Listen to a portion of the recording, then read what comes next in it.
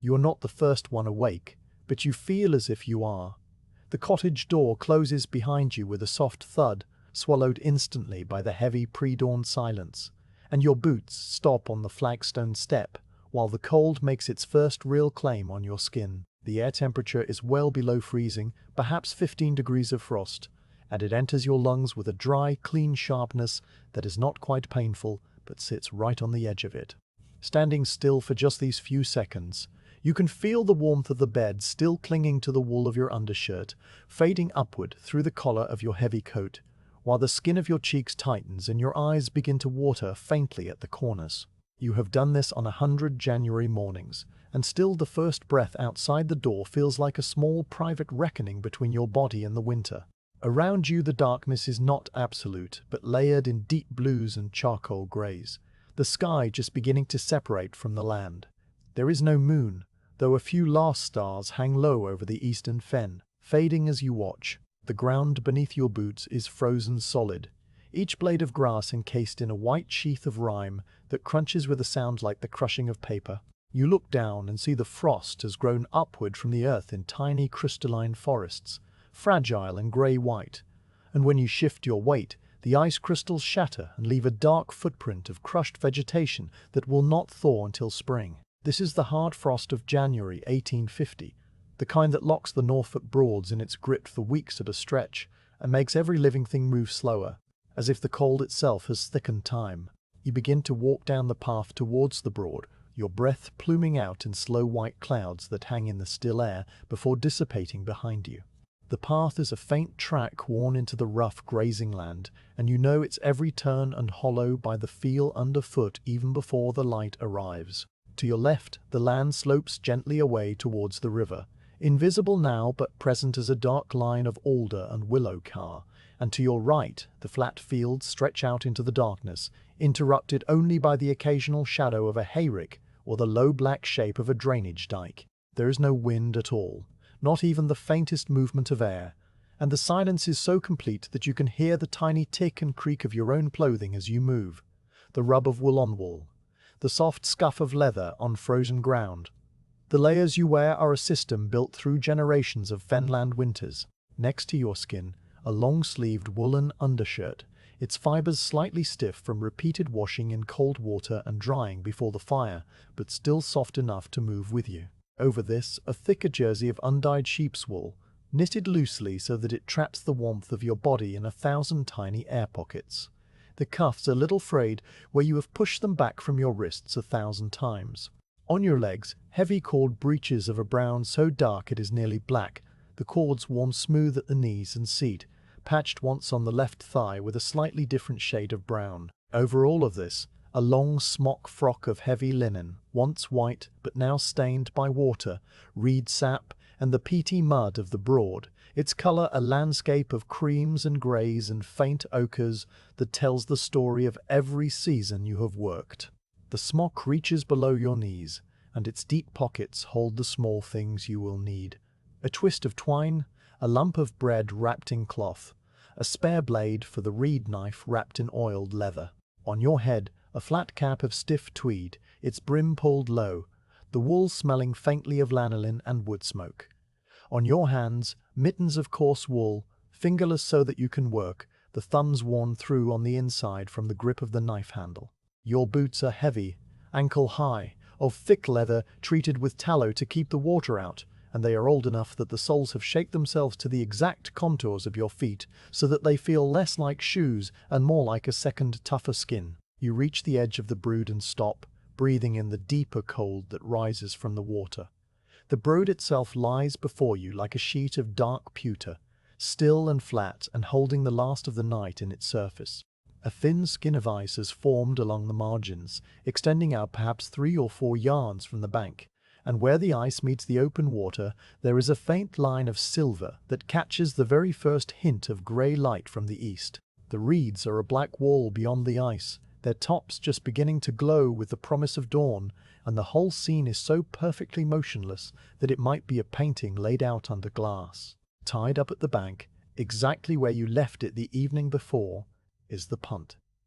It is a simple craft, flat-bottomed and square-nosed, built for the shallow waters and dense reed beds of the Broads. The wood of its hull is a dark, weathered brown, the grain raised and softened by years of immersion and drying, so that it feels almost like bark under the hand. It sits low in the water, held fast now by the shore ice that has formed around its bow in a thin, milky crust. A length of tarred rope runs from the iron ring at the bow to a stout post driven into the bank, the rope stiff with frost and gleaming slightly where the cold has caught the tar. The quant pole lies along the floorboards, a long shaft of ash wood, its end shod with a pronged iron foot that you can see even in the dim light, a small dark shape against the lighter wood. For a long moment you simply stand and look at the punt, at the ice, at the dark water beyond. There is no hurry. The reeds will not go anywhere, and the day will be long enough. You feel the cold pressing in around your ears and the bridge of your nose, and you pull the cap down a little further, tucking your chin into the collar of your smock. The cold has a smell here, a clean mineral smell like crushed stone, mixed with the faint organic sweetness of rotting reed stems and the distant clean scent of open water. Overlaying all of it is the smell of your own wool and leather, so familiar that you hardly notice it except as a kind of grounding comfort, a reminder of home and hearth. The first bird calls begin, just barely audible. A single reed bunting, somewhere deep in the bed, makes a short, hesitant note that sounds like a small pebble dropped into a well. From much further away, perhaps across the marsh, a mallard quacks twice and then falls silent. These sounds do not break the silence so much as they underline it, making you aware of how vast and deep the quiet truly is. You shift your weight and the ice at the edge of the bank crackles softly, a sound that travels outward through the frozen mud and disappears. Now you move down the bank to where your tools are stored, in a small wooden locker that you built yourself from salvaged boards. The lid is frozen shut, and you have to rap it once with the heel of your palm to break the seal of ice before it lifts with a groan of rusted hinges. Inside, arranged with the precision that comes from doing the same task day after day for years, are the simple implements of your trade. The reed knife lies on top, a curved blade of good Sheffield steel set into a turned wooden handle that fits the hollow of your right hand. The blade is perhaps 8 inches long, shaped like a small sickle but sharper, its edge honed to a fine gleam that catches the faint light. You lift it out and run your thumb lightly along the flat of the blade, feeling the cold metal draw the warmth from your skin. Beside the knife is the whetstone, a small rectangle of grey stone worn concave in the center from long use, wrapped in a piece of oiled cloth. Beneath the knife, your leather knee pads rest in a tidy roll. They are simple rectangles of thick cowhide, cut from an old apron with ties of rawhide that you wrap around your legs below the knee. The leather is dark and supple from years of use. The surface cross-hatched with fine scratches from the reed stubble, and it smells deeply of the peat water that has soaked into it and dried 100 times. You unroll them and set them aside, then reach deeper into the locker for the thatching bat, a short, paddle-shaped piece of hard beechwood, its blade worn smooth and shiny from pushing reed butts into tight bundles. This bat has been in your family for 2 generations, and the hang grip has darkened where your father and your grandfather held it in exactly the same way, the wood polished by the oils of 3 different palms into a patch of deep, almost black shine. You take out each item slowly, laying them on the frozen grass beside the locker. There is no reason to hurry, and the cold makes haste uncomfortable anyway.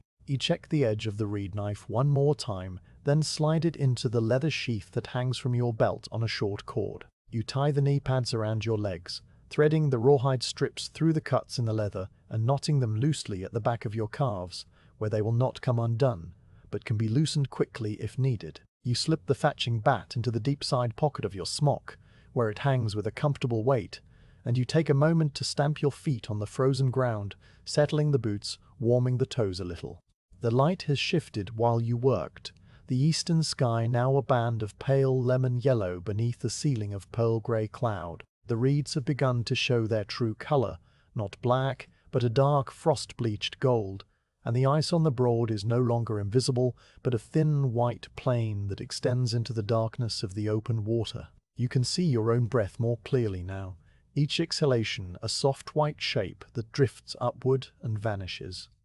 The cold is still absolute, but there is comfort in the growing light, as if the day itself is slowly waking and drawing you with it. You walk back to the punt and begin the methodical process of loading the boat. First, you take the spare quant pole from where it lies on the bank, a slightly shorter pole of ash that you use when the water is very shallow. You lay it along the starboard side of the punt, its iron foot pointing forward, and you wedge it under the small wooden cleats that are nailed to the gunwale for this purpose. Next, you pick up the bundle of camber sacking that you use for kneeling and for protecting the cut reeds from the wet floorboards,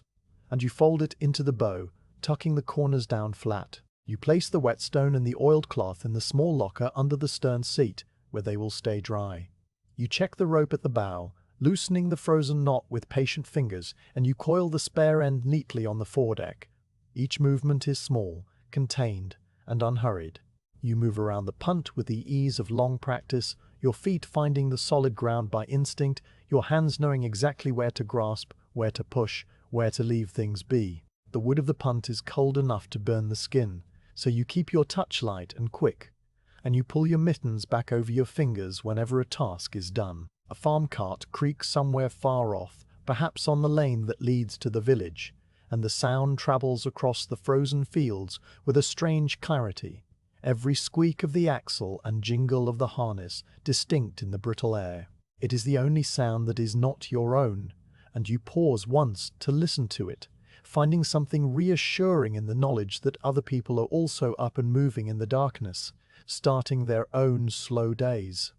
Finally, everything is in its place. The punt is ready, the tools are stowed, the light is strong enough now to see the far bank of the Broads, where the reed beds stand tall and dense. You stand at the stern, one hand resting on the quant pole, and you look across the water with the same quiet feeling that you have known since you were a boy. A feeling that has no name, but is part anticipation and part acceptance, the simple readiness to begin. The cold has seeped through your layers just enough that you can feel it on your chest and upper arms, a cool pressure that makes you aware of the boundaries of your own body. The first full light of dawn touches the tops of the reeds, turning them from gold to a pale russet, and the ice at your feet creaks once, a long, slow sound like the groan of a heavy door. You step into the punt, feeling it shift under your weight and settle deeper into the ice-rimmed water.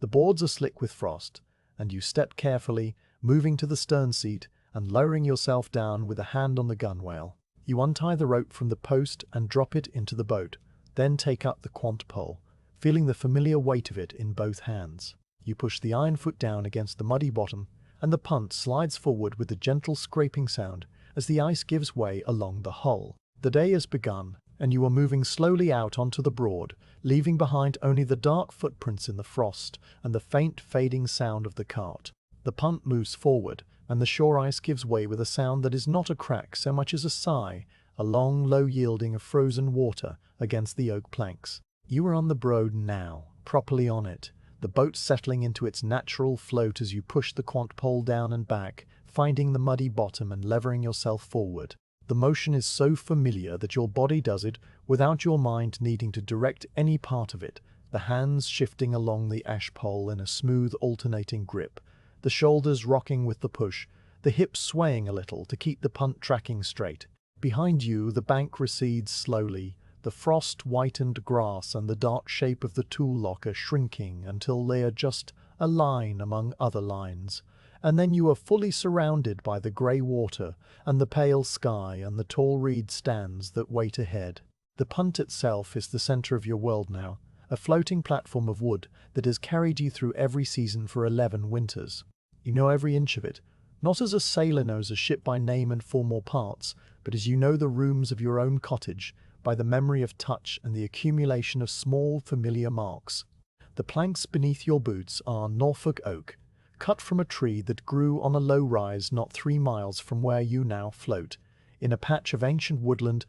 that the farmers had never cleared because the ground was too wet for ploughing. The tree was a sessile oak, Quercus petrarca, and it had stood for perhaps 160 years before it was felled in the autumn of 1836 by a timber crew who worked with 2-handed saws and heavy iron wedges, taking a full day to bring it down through the understory of hazel and holly. You remember hearing the crack of it falling, a deep resonant boom that rolled across the wet fields and startled the rooks from the elms, and you remember walking out the next day with your father to look at the stump, which was wider than your outstretched arms and still seeping sap from the cut surface, bright and sticky and smelling of tannin. The boat builder who shaped the planks was a man named Ezekiel Tuttle, who worked from a long open shed beside the river at Wroxham, and who had been building punts and reed lighters for the Broadland marshmen since before the turn of the century. He was a small man, with hands that seemed too large for his body, the knuckles swollen from a lifetime of gripping adzes and draw knives, and he spoke so little that some people thought him mute until they heard him muttering to his tools in the quiet of the afternoon. Ezekiel selected the oak logs himself, rejecting any with twisted grain or hidden rot, and he seasoned the planks in the open air for 2 full years, stacking them with thin strips of ash between each layer so the wind could pass through and dry the wood slowly. Rushing the seasoning, he always said, would make a boat that drank water like a thirsty horse and walked its shape within 3 seasons. So the planks waited in their stacks through 2 winters and 2 summers, their weights dropping as the moisture left them, their colour fading from a fresh-cut honey to a weathered silver grey, until at last they were ready to be worked. The punt is clinker-built, which means the planks overlap each other like the feathers on a bird's wing, each lower edge lapping over the upper edge of the plank below, and fastened with copper nails that have turned a dull green over the years. The nails were driven through from the outside and then clenched over small square rows on the inside, so that each fastening holds the wood in a tight, permanent grip, and if you run your hand along the inside of the hull, you can feel the neat rows of these clenched points, each one smooth and slightly domed under the varnish of age and water. The seams between the planks are stuffed with tarred oakum, a rough rope of old hemp fibers that has been twisted and soaked in pine tar until it is black and sticky, and then hammered into the gaps with a caulking iron and a wooden mallet. The tar has a smell that never quite fades, even in the coldest weather, a dark, resinous sweetness that mingles with the wet wool of your clothing and the peaty scent of the water. And when the sun comes out in summer, the tar softens slightly and fills the inside of the punt with a warm fragrance that reminds you of the pine woods you have never seen, but have heard described by a sailor once in a pub at Potterhegem. The flat bottom of the punt is what makes it so suited to this place, where the water is rarely deeper than 3 feet, and often much less. There is no keel, because a keel would catch on the submerged roots of the reeds and stop the boat dead,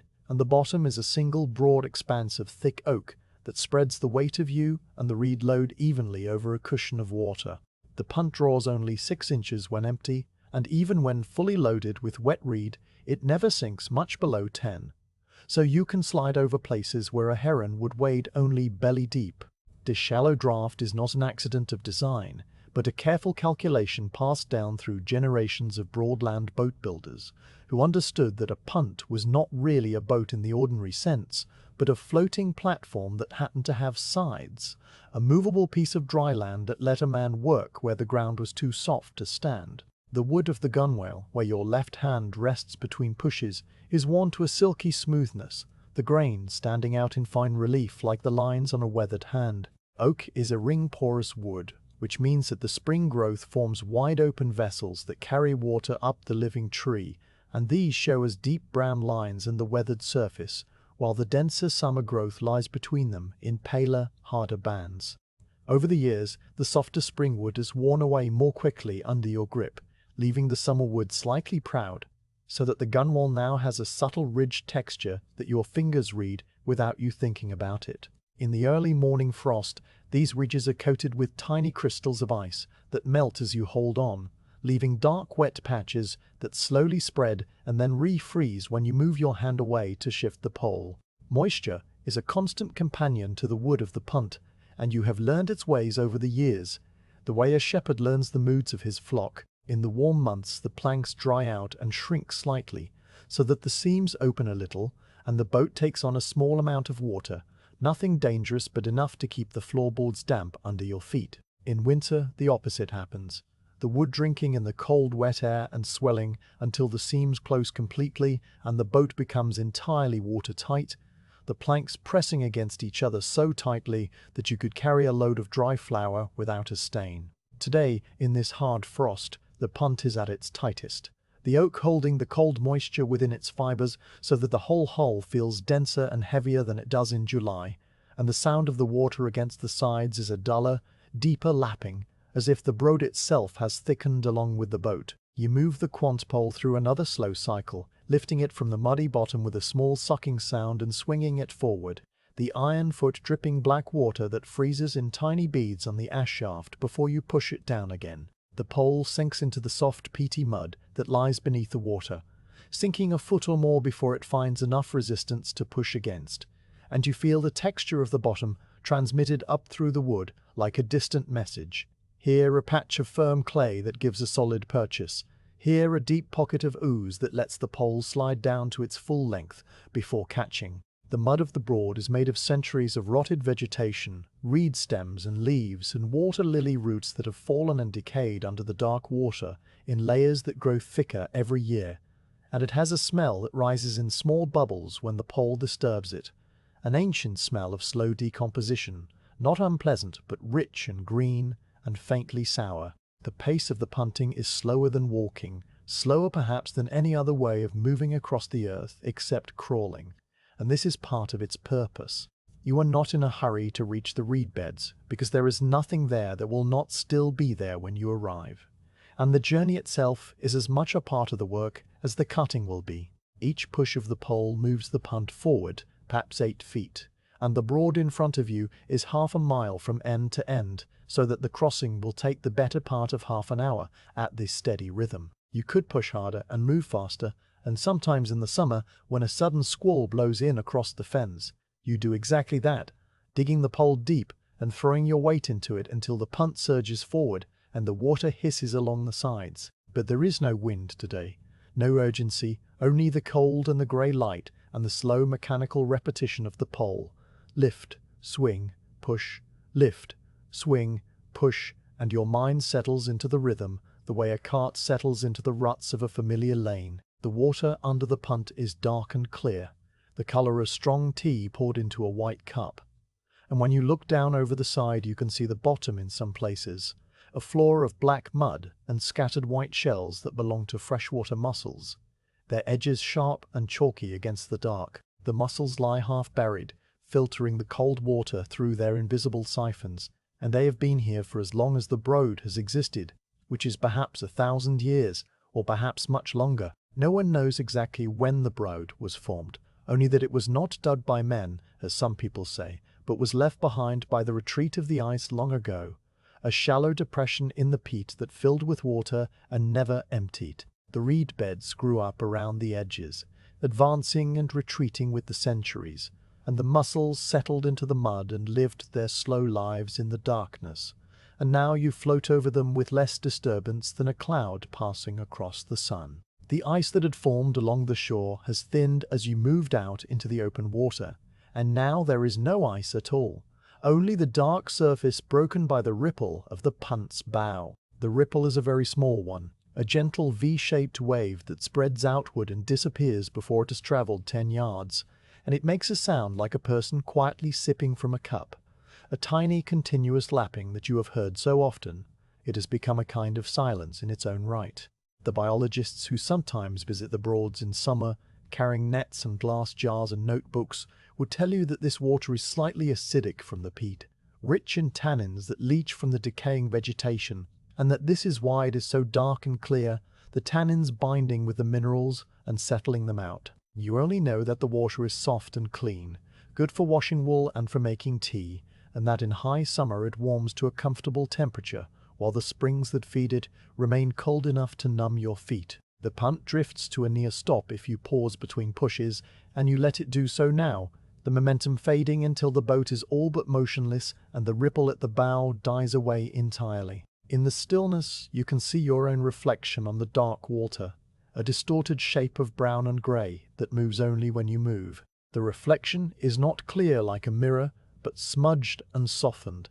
as if the water prefers to swallow images rather than return them, and your face is not visible, only the shape of your cap and the mass of your shoulders and the long pale line of the quant pole angling upward into the pale sky. Beyond your reflection, the surface of the Broad holds the inverted image of the reeds and the alders on the far bank, their tops pointing downward into the depths, and this double world, one real and one reflected, seems to go on forever in the silence, a perfect symmetry broken only by the thin dark line of the punt's hull. A single small bird moves across your field of vision, a wren perhaps, or a dunnock, flitting low across the water from one stand of reeds to another with a rapid whirring flight that seems to cost it a great deal of effort. It disappears into the dense stems without a sound, and then the stillness returns, deeper than before. You watch the spot where it vanished for a moment, but nothing else moves, and so you take up the rhythm of the pole again, pushing on towards the far end of the Broad where the best reed stands thickest and tallest. The boat builder Tuttle had shaped the punt's stern seat with a slight hollow that fits the curve of your body, a detail that he carved by eye after watching you sit in the half-finished hull and measuring the space between your knees and the gunwale with a piece of knotted string. The hollow is not deep, just a gentle dip in the oak that keeps you from sliding when you lean into the pole, and it has darkened over the years from the friction of your clothing, absorbing the oils from the wool until it shines faintly even in this grey light. You seldom think about Ezekiel these days, the man having died of a winter fever in 1842 and been buried in the churchyard at Wroxham under a stone that reads simply boat builder. But the work of his hands is beneath you now, carrying you in the same gentle hollow that he shaped with his own two hands. And there is a continuity in that which you feel without needing to name. The quant pole itself has its own history, as all tools do when they are used long enough. The ash shaft was cut from a coppice stool that grows on a bit of common land near Ludham, a stool that has been harvested every 12 years for as long as the parish records go back, sending up fresh, straight poles that are perfect for handles and shafts and walking sticks. The wood is ash, Fraxinus excellior, and it is light and strong and springy, so that when you push hard, the pole bends slightly and then straightens, giving the punt a little extra forward surge that a rigid pole could not provide. The surface of the pole has been worn smooth by your hands in two distinct places, one where the lower hand grips for the downward push, and one where the upper hand holds during the swing forward. And between these two worn patches there is a length of rougher wood that has never been touched, still showing the fine vertical grain and the paler marks where the bark was stripped away with a draw knife. The iron foot at the bottom is a simple fork with two prongs set at an angle, so that it bites into the mud when you push but releases cleanly when you lift, and it was forged by a blacksmith in the village who also makes the ironwork for the thorches, the long needles for stitching the ridgeline and the curved knives for trimming the eaves. The sun is fully risen now, that you would not know it to look at the sky, which remains a uniform pale grey from horizon to horizon, the kind of sky that could produce snow or could produce nothing at all, simply hanging there like a lid on the world. The light that filters through the cloud is soft and shadowless, so that the reeds on the far bank do not cast any reflection darker than themselves, and the water has no highlights, only the same even grey that has been there since you launched. The temperature has not risen and may have dropped slightly, you cannot tell, but the cold feels different now that you are away from the bank. Less of a sharp bite and more of a steady, all-encompassing presence that wraps around you like a second layer of clothing. Your toes inside the heavy boots have gone from cold to a kind of neutral numbness that you know from long experience will turn to sharp pain when you finally step into the water, and you flex them occasionally inside the wool of your socks, keeping the blood moving. The reed bed is perhaps 200 yards away now, close enough that you can make out the individual stems and the feathery tops that bend slightly, though there is no wind to bend them. The reeds stand in water that deepens gradually from the bank, and they grow so thickly that from this distance the bed appears as a solid wall of pale gold and brown, an impenetrable thicket that extends for acres in every direction. Beyond the reeds, the flat land continues towards the sea, which is 20 miles away, but which you have never seen. Its presence felt only in the slight salt tang that occasionally reaches this far inland on an east wind and the slow tidal rise and fall of the rivers that drain the fens. The reeds do not care about the salt. They are a freshwater plant that dies if the water becomes too brackish, and they mark the boundary between the land and the sea as clearly as a fence marks a field. You steer the punt towards a gap in the reed wall that you know is there, a narrow channel that opens into a series of shallow bays where the best reed grows tallest, and you adjust your push to angle the bow to the left, feeling the punt respond with its usual slow grace. The ashpole bends slightly as you lean into the turn, the iron foot catching in a pocket of clay and holding just long enough to pivot the boat, and then you are pointing directly at the narrow opening, a dark slit in the golden wall that will lead you into the working place, the stand of reed that you will harvest today, bundle by bundle, until the light fails and the cold deepens and you turn the pump wood once again, leaving the cut stubble behind you like a neat scar in the marsh. You pass through the narrow gap in the reed wall, and the Broad opens out again on the other side, wider and shallower, a separate bay that you have known since you were a boy. The mist that had lain thinly over the main water gathers here in thicker patches, drifting across the surface in slow grey bands that close and part without any wind to drive them. It blurs the line between water and land so completely that the far bank seems to float, a dark smear of alder and willow hovering above a pale void, and the reeds themselves appear to grow not from solid ground but from the mist itself, their bases invisible, their tops fading into the overcast sky. The world reduces to three soft shades of grey, the darker grey of the open water, the lighter grey of the cloud ceiling, and the medium grey of the misted distance, and you are suspended in the centre of it,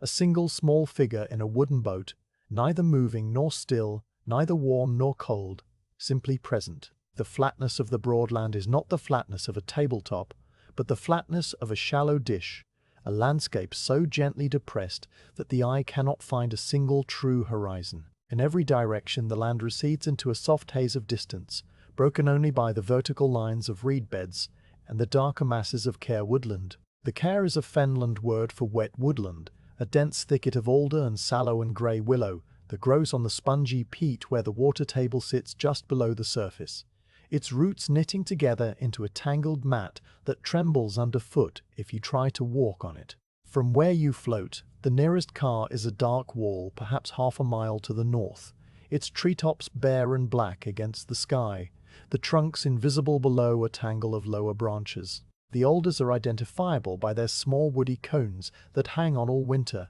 dark and dry, and the willows by the way their outermost twigs glow a faint orange-red in the diffuse light, the only colour in a landscape drained of warmth. Between the car and the open Brody runs a network of drainage ditches, straight lines that cut through the marsh at precise intervals, their water darker than the Broad and still as oil. The ditches were dug by the hands of men who lived here long before you, fenmen whose names are recorded only in parish ledgers and whose bones are buried in village churchyards under stones too weathered to read. They dug with wooden shovels, shod with iron, cutting the peat and stacking it to make dry fields, and the ditches they left behind form a grid that drains the land so slowly that you cannot see the water move, though move it does, seeping inch by inch towards the rivers and then to the sea. The sides of the ditches are grown over now with tall sedges and water dropwort, their stems stiff and brown with frost, and every few hundred yards a small wooden sluice gate stands like a sentry, its boards swollen tight into their slots, not a drop passing through until the spring rains come and the fenmen open the sluices one by one in a careful coordinated order that keeps the whole system from flooding. You can hear one of the drainage pumps working somewhere beyond the line of car, a deep mechanical thud that repeats every 3 or 4 seconds with the regularity of a slow heart. The pump is a wind engine, a squat brick tower topped with a wooden cap and 4 broad sails covered in canvas, and on a windy day the sails spin fast enough to blur, and the pump can lift 1,000 gallons a minute from the lower ditch to the higher one, a constant lifting that has been going on for decades and will go on for decades more. Today there is almost no wind, so the sails turn sluggishly,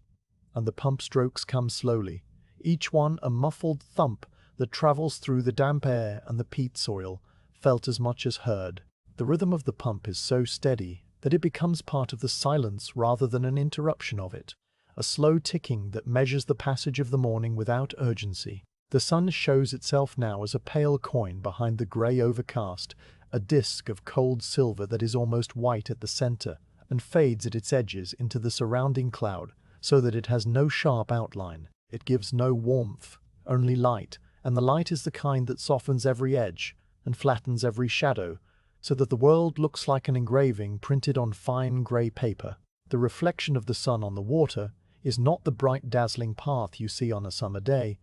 but a faint wash of slightly lighter grey that moves only when you move, a ghost of a reflection that seems unsure whether it is real or imagined. Looking up, you see that the cloud cover is uniform and complete, a single seamless blanket that extends to every horizon, its underside faintly textured like the surface of a pewter plate that has been brushed once with fine sand. The sky gives nothing away about the weather to come, could hold snow or clearing or more of the same for days on end, and you accept this uncertainty as you accept everything else about the Broadland, without resistance, without complaint. The birds of the winter broad are present even when they are silent, and they are mostly silent now. A line of teal sits on the water 100 yards to your left, small ducks with chestnut and green heads that show their colors only when they turn, their bodies resting so lightly on the surface that they seem to float on the mist as well as the water.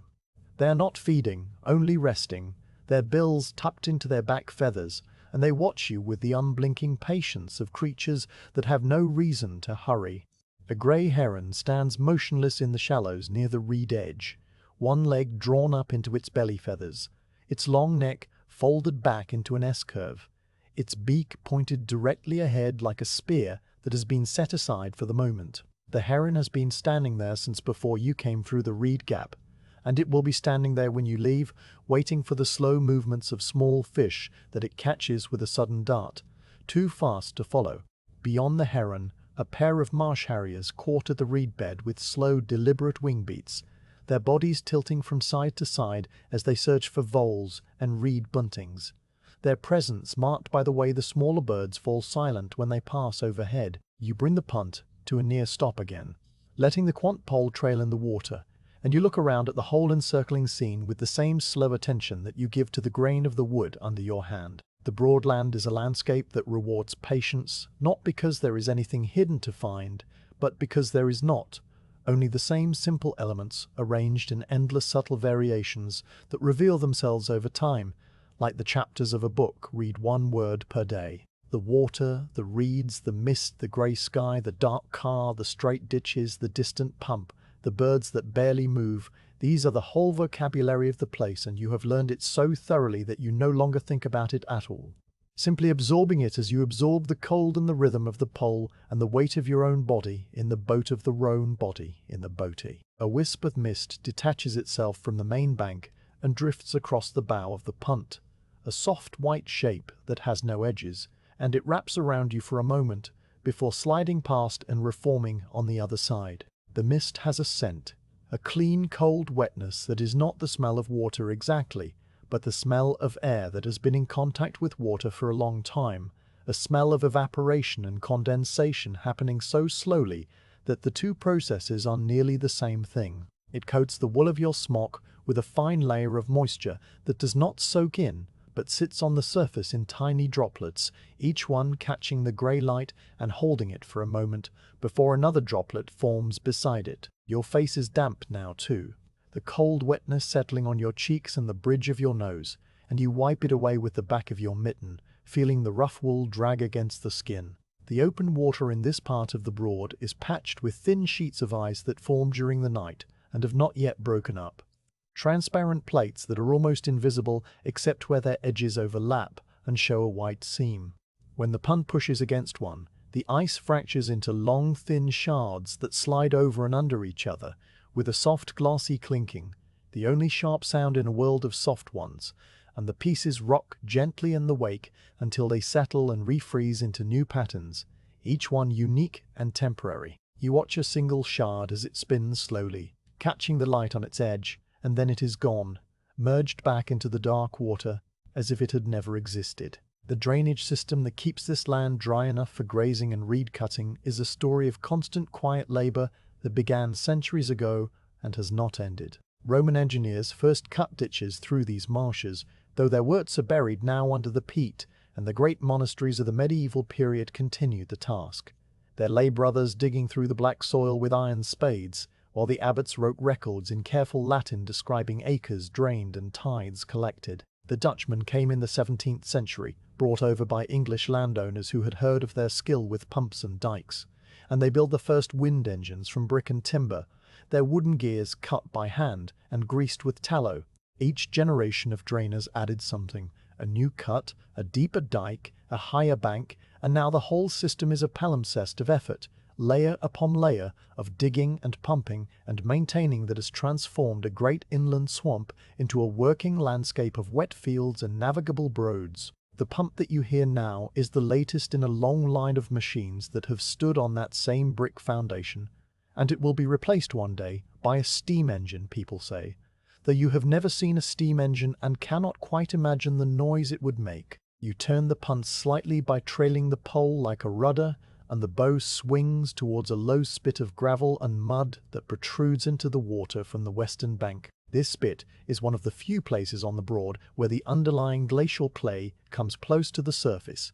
and the water around it is shallower than anywhere else, so shallow that in a dry summer it emerges as a small island of cracked mud dotted with the footprints of waterbirds. Today it is just submerged, the water over it a lighter brown than the surrounding depths, and you can see the ripple of the current that doesn't exist except as the faintest movement, a slight bending of the light over the high spot. A pair of mute swans sit on the water just beyond the spit, their white bodies startlingly bright against the grey, their necks curved into the classic pose that gives them their name. They watch you with the same indifferent calm as the heron, secure in their size and their ownership of this patch of water that they have defended against all comers for several seasons. Swans are not wild birds on the Broads. They belong to the Crown in theory and to the local landowners in practice, and each year the cygnets are marked with nicks on their beaks to show whose property they are. These two adults have the smooth, unmarked beaks of birds that have been on the same Broad for a long time,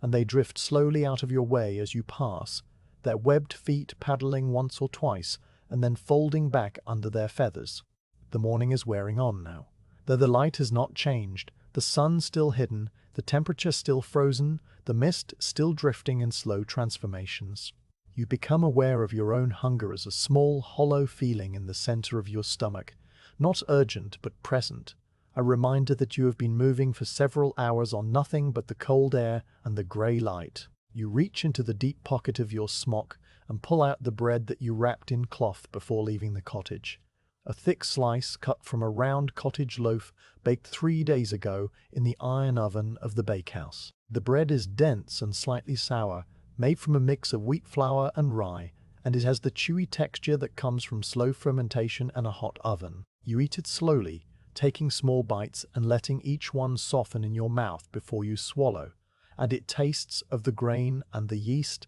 and the wood smoke that still clings to the crust from the oven. There is a piece of hard yellow cheese folded inside the bread, a crumbly farmhouse cheese that has been aged for 6 months in the cool of the dairy,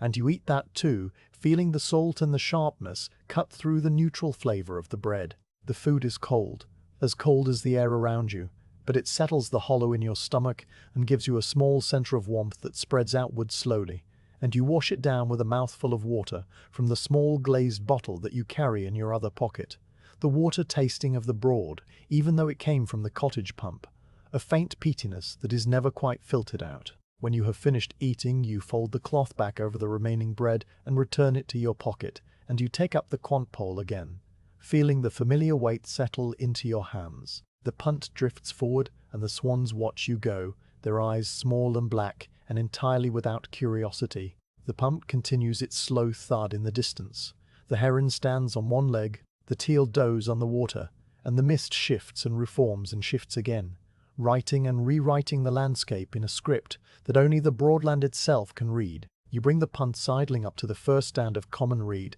and the boat nudges against the dense wall of stems with a whisper rather than a bump, the blunt bow parting the outer curtain of vegetation and then stopping as if it has reached the edge of the world. The reeds close around you immediately, rising on all sides to a height that exceeds your own standing reach by a factor of 2, and you are suddenly inside the stand, surrounded by a forest of pale gold stalks that block the grey sky and dim the light to a soft, underwater glow. The transition is as complete as stepping from a field into a cathedral, the open Brood disappearing behind a screen of stems, the sounds of the wider world muffled into a deep quiet that is not silence but the accumulated hush of a million hollow tubes vibrating at a frequency just below hearing. Common reed, Phragmites australis, is one of the most widespread plants on Earth, growing on every continent except Antarctica, in the shallow margins of lakes and marshes and slow rivers. And the stand before you belongs to the same species that grows along the Danube Delta and the shores of the Caspian Sea and the irrigation canals of the Nile. The botanists who classify such things place it in the grass family, Poaceae, the same family as wheat and barley and the lawn grasses that grow in cottage gardens, though the reed is a giant among grasses, a perennial that sends its underground stems through the mud in a tangled network of rhizomes that can live for centuries. The plant does not need seeds to spread, though it produces them in vast quantities. When conditions are right, it simply extends its rhizomes outward from the parent clump, sending up new shoots at intervals, so that a single genetic individual might cover an acre or more and be older than the oldest oak in the county. The stand you are about to harvest may be a single organism, a clone that began from a seed that fell on this mud 1,000 years ago and has been growing outward ever since, ring by ring, stem by stem, its centers slowly dying as the edges advance. A slow green explosion frozen in time. The individual stems that surround you now are the current year's growth, and they are fully mature, having completed their life cycle for the season and died back in the autumn frosts. Each stem rises from a node on the rhizome, pushing up through the water in April as a sharp green spear that grows with astonishing speed, sometimes 2 inches in a single day when the weather is warm, until by midsummer it has reached its full height of 10, 12, or even 14 feet. The stem is hollow, a tube of cellulose and silica divided into sections by solid nodes that you can feel as slight swellings under your fingers when you run a thumb along the length. The hollowness is what makes the reed valuable for thatching, because a hollow stem is light and insulating, trapping air in its cavity and shedding water from its outer surface, and because the silica that the plant draws up from the marsh mud makes the outer skin hard and durable, resistant to rot and to the beaks of birds. At the base, where the stem enters the water, the color is a dark purplish-brown, stained by the tannins of the peat and covered with a thin film of algae that has died back in the cold. Above the waterline, the color shifts to a pale gold, the gold of winter wheat just before harvest, but bleached by months of frost and rain and weak winter sun, so that it is not a rich gold, but a muted, silvery gold, the gold of old coins that have lain in the earth for centuries. Further up, at the level of your head and above, the stems are a lighter straw color, almost cream where the light strikes them most directly, and the nodes show as faint brown rings that are the only interruption in the smooth, vertical line. The internodes, the sections between the nodes, are perfectly straight and true, because the reed has no branches, only a single unbending stem that shoots upward with the singular purpose of reaching the light. The leaves of the reed are long and narrow, like the leaves of maize, but thinner and more rigid, and they grow alternately from the nodes, clasping the stem in a tight sheath that extends for several inches before the blade pulls free and angles outward. By January, these leaves are dead, their green chlorophyll long since broken down and reabsorbed into the rhizome, and what remains is a papery brown remnant that hangs loosely from the node, or has already fallen away entirely. Many of the stems are completely bare now, their leaves detached and lying in the water below, where they form a soft brown mat that slowly decays into the peat. Other stems still carry a few leaves, and these rattle faintly when you brush against them, a dry whisper that is the only sound the reeds make on their own. The leaves that remain have curled lengthwise into thin tubes, and their edges are frayed where the winter winds have torn them. Though there has been little wind this season, only the slow, persistent cold. At the very top of each stem, the inflorescence rises, the feathery seed head that is the reproductive structure of the plant. In summer, these plumes are a deep purple-brown, soft and silky to the touch, and they sway in the slightest breeze with a hypnotic grace that has been admired by everyone who has ever walked beside a reed bed in July. By January, the plumes have done their work and scattered their seeds, and what remains is a grey-brown skeleton of fine branches, a delicate panicle that still holds its shape even though the individual spikelets have broken away and drifted off on the autumn winds. Each plume is perhaps 8 inches long and 3 inches wide, a soft, irregular oval of tiny twigs that catches the light in 1,000 small angles, so that from a distance the whole stand appears to be topped with a mist of pale smoke. Looking up from inside the stand, the plumes interlace above your head in a loose canopy that filters the grey sky into a soft dappled light, and when they move, which is almost never without a breeze, they make no sound at all, only a visual whisper of shifting grey on grey. You reach out with one mitted hand and grasp a single stem, feeling the texture of its surface through the wall. The stem is smooth and cool, not cold like metal, but cool like dry bone, and it has a faint bloom on its surface, a microscopic layer of wax that the plant secretes to protect itself from water loss and fungal attack. The wax gives the stem a slightly slippery feel, and it comes off on your mitten as a fine white powder that you can see when you hold the mitten up to the light. Under the wax layer, the silica is the real armor of the reed, tiny crystals of silicon dioxide that the roots pull up from the dissolved minerals in the marsh water and deposit in the outer epidermis, so that the stem is literally made of glass as well as cellulose. The silica makes the reed abrasive to the touch, and if you were to run your bare hand up the stem quickly, you would feel a drag like very fine sandpaper, and if you did it for long enough, your palm would become red and raw. The thatcher, who will eventually handle these stems on the roof, will wear leather gloves for this reason. And even then, the reed will wear through the palms of the gloves within a season, just as it wears through the thatcher's knee pads and the soles of his boots. You let the stem go and it springs back into place with a faint quiver that travels all the way to the top, the plume shivering for a moment before becoming still again. The stem has a surprising strength, a resilience that comes from the same hollowness that makes it light, because a tube is stronger for its weight than a solid rod of the same material,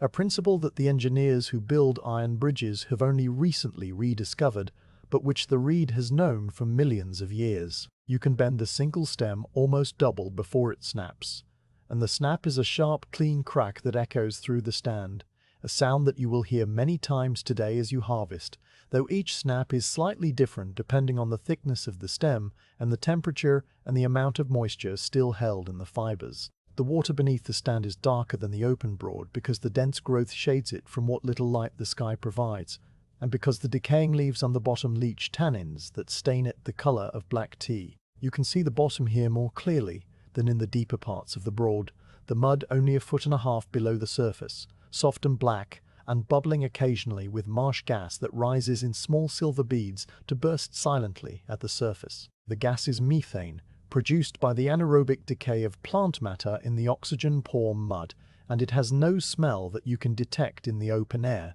though if you were to stir the mud with the quant pole, the bubbles would rise in a rush and carry with them a faint scent of rotten eggs from the sulfur compounds that the bacteria produce as they break down the peat. The fenmen call this gas marsh fire, and on summer nights it sometimes ignites spontaneously, eerie blue flames that flicker over the water for a moment and then vanish, terrifying to strangers but merely interesting to those who have grown up with it. The reed bed is not a monoculture, though the Phragmites dominate so thoroughly that other plants struggle to find a foothold. At the water's edge, where the shade is less intense, you can see a few stems of bulrush, Typha latifolia, its brown seed heads still intact on their tall stalks, looking like fat cigars stuck on the ends of poles. The bulrush is a different plant entirely from the reed, not a grass at all, but a member of its own family, and its stems are solid and pithy, useless for thatching but good for making rushlights and for the children who collect the seed heads to stuff into rag dolls. There is also watermint growing in small patches where a gap in the reeds lets the light through, its leaves brown and withered now, but its square stems still aromatic if you crush them between your fingers, releasing a sharp, clean scent that cuts through the peaty air. And there is water plantain Alisma plantago aquatica, its tiny dry seeds held on branched stalks that look like miniature candelabras, and arrowhead Sagittaria sagittarifolia, its characteristic arrow-shaped leaves gone now, only the small tubers waiting in the mud for the spring. The bird life that has made this stand its winter home reveals itself only in small signs: the flick of a wing seen through a gap in the stems, the soft call of a reed bunting that you cannot locate but know is close. The reed buntings, Emberiza schoeniculus, are small sparrow-like birds with black heads and white collars, the males more striking in summer, but both sexes now in their muted winter plumage, and they cling to the vertical stems with their small feet, picking at the dried seed heads or resting with their feathers fluffed against the cold. They are present in their dozens, perhaps their hundreds, scattered through the stand like tiny brown gems. But they are so still and so well camouflaged that you might pass within a foot of one and never see it. Occasionally one will flit to a new stem with a brief flutter of wings, and the movement draws your eye for a moment before the bird becomes invisible again, merging into the pattern of brown on brown that is the visual language of the reed bed in winter. A water rail calls from somewhere deeper in the stand, a strange pig-like squeal that seems too loud and too animal for such a small bird. Water rails, Rallus aquaticus, are secretive creatures that live their entire lives within the dense cover of reed beds, and they are far more often heard than seen. Their calls are a regular part of the winter soundscape, along with the ticking of the bearded tits that sometimes pass through in small flocks, their long tails trailing behind them as they dangle from the tops of the stems to pick at the seeds. The bearded tit is not a tit at all, but a unique bird found only in reed beds, and its call is a soft pinging note that carries surprisingly far through the cold air, a sound like a tiny hammer tapping on a tiny anvil, though the birds themselves are seldom more than a glimpse of tawny brown and pale grey, the males showing their black moustache marks only when the light is good. The silence of the stand is not a true silence, but a compilation of very small sounds that add up to a kind of quiet music. The hollow stems creak occasionally as they settle against each other, a sound like old timbers in a house shifting at night. The frozen mud at the base of the stems clicks and snaps as the ice contracts in the cold, a sound so faint that you must stop breathing to hear it. The windless air moves just enough to bring you the distant pump, still beating its slow rhythm beyond the car, and the far-off bark of a farm dog that seems to come from nowhere and everywhere at once. The flat landscape carrying sound in unpredictable ways. And beneath all these, there is the almost inaudible rustle of the plumes overhead, a sound that is less a sound than a presence, the ghost of a breeze that is not actually blowing, but that the reeds remember, a memory of movement that persists even in the stillness. You stand in the punt with one hand resting on a thick stem, and you listen, letting the quiet of the stand settle over you like a blanket. The cold is less sharp here, sheltered by the dense growth from the open broad, and the air feels closer, more intimate, as if the reeds have created their own climate within the larger climate of the January morning. The light filtering down from the grey sky is diffused through the plumes into a soft amber glow that has no source, a light that seems to come from the stems themselves, as if the pale gold of the reed is not a colour, but a faint luminescence. And the smell of the stand is different from the open water, drier and dustier, a smell of old straw and dry leaves, and the faint vanilla-like fragrance that Fraumites releases when it decays, a sweet note that underlies the cleaner scents of frost and peat and cold stone. This is the moment before the work begins, the long, quiet observation that is as much a part of the harvest as the cutting itself. You have learned over the years that you cannot rush this moment, that the stand must be approached with the same patience that the heron brings to its fishing, standing motionless until the time is right. The reeds are not going anywhere. They've been here for 1,000 years, and they will be here for 1,000 more, sending up their new green shoots in April, whether you cut the old stems or leave them to decay into the mud. But the thatchers need these stems, straight and strong and hollow, and the harvest must happen now, in the hard frost when the ground is firm enough to support the punt, and the water is low and the stems have cured on the stalk to exactly the right golden brown. So you stand for a while longer, breathing the cold air and the reed dust and the faint vanilla sweetness, listening to the tiny creaks and clicks of the stand, and then you begin to move, preparing to step over the side into the shallow water and start the work that will fill the rest of the short winter day. You ease yourself over the side of the punt and into the water, a movement you have made so many times that you no longer think about it, your body simply unfolding from the stern seat and swinging one leg over the gunwale while your hands hold the ash pole steady. The water closes around your right boot and then your left, and you feel the cold through the leather, not as a sudden shock, but as a slow, patient pressure that begins at the toes and spreads upward through the foot and ankle, the waxed hide conducting the temperature with a kind of deliberate thoroughness. The water here is shallow, no deeper than your upper calves, and the bottom is soft mud layered over a firmer shelf of peat that gives slightly under your weight, the mud puffing up in small cloudy billows around your legs before settling back into the darkness. The cold inside the boots is now a steady presence, not painful, but impossible to ignore, and you know from long experience that after a quarter of an hour you will stop feeling it altogether as the nerves grow accustomed and the blood vessels constrict, a small mercy that the body grants to those who must work in winter water. You stand still for a moment, letting the mud settle and the water clear, and you look at the reed stems rising around you in their thousands, a dense forest of pale gold that rises high above your head. From the punt, the reed bed looked like a solid wall,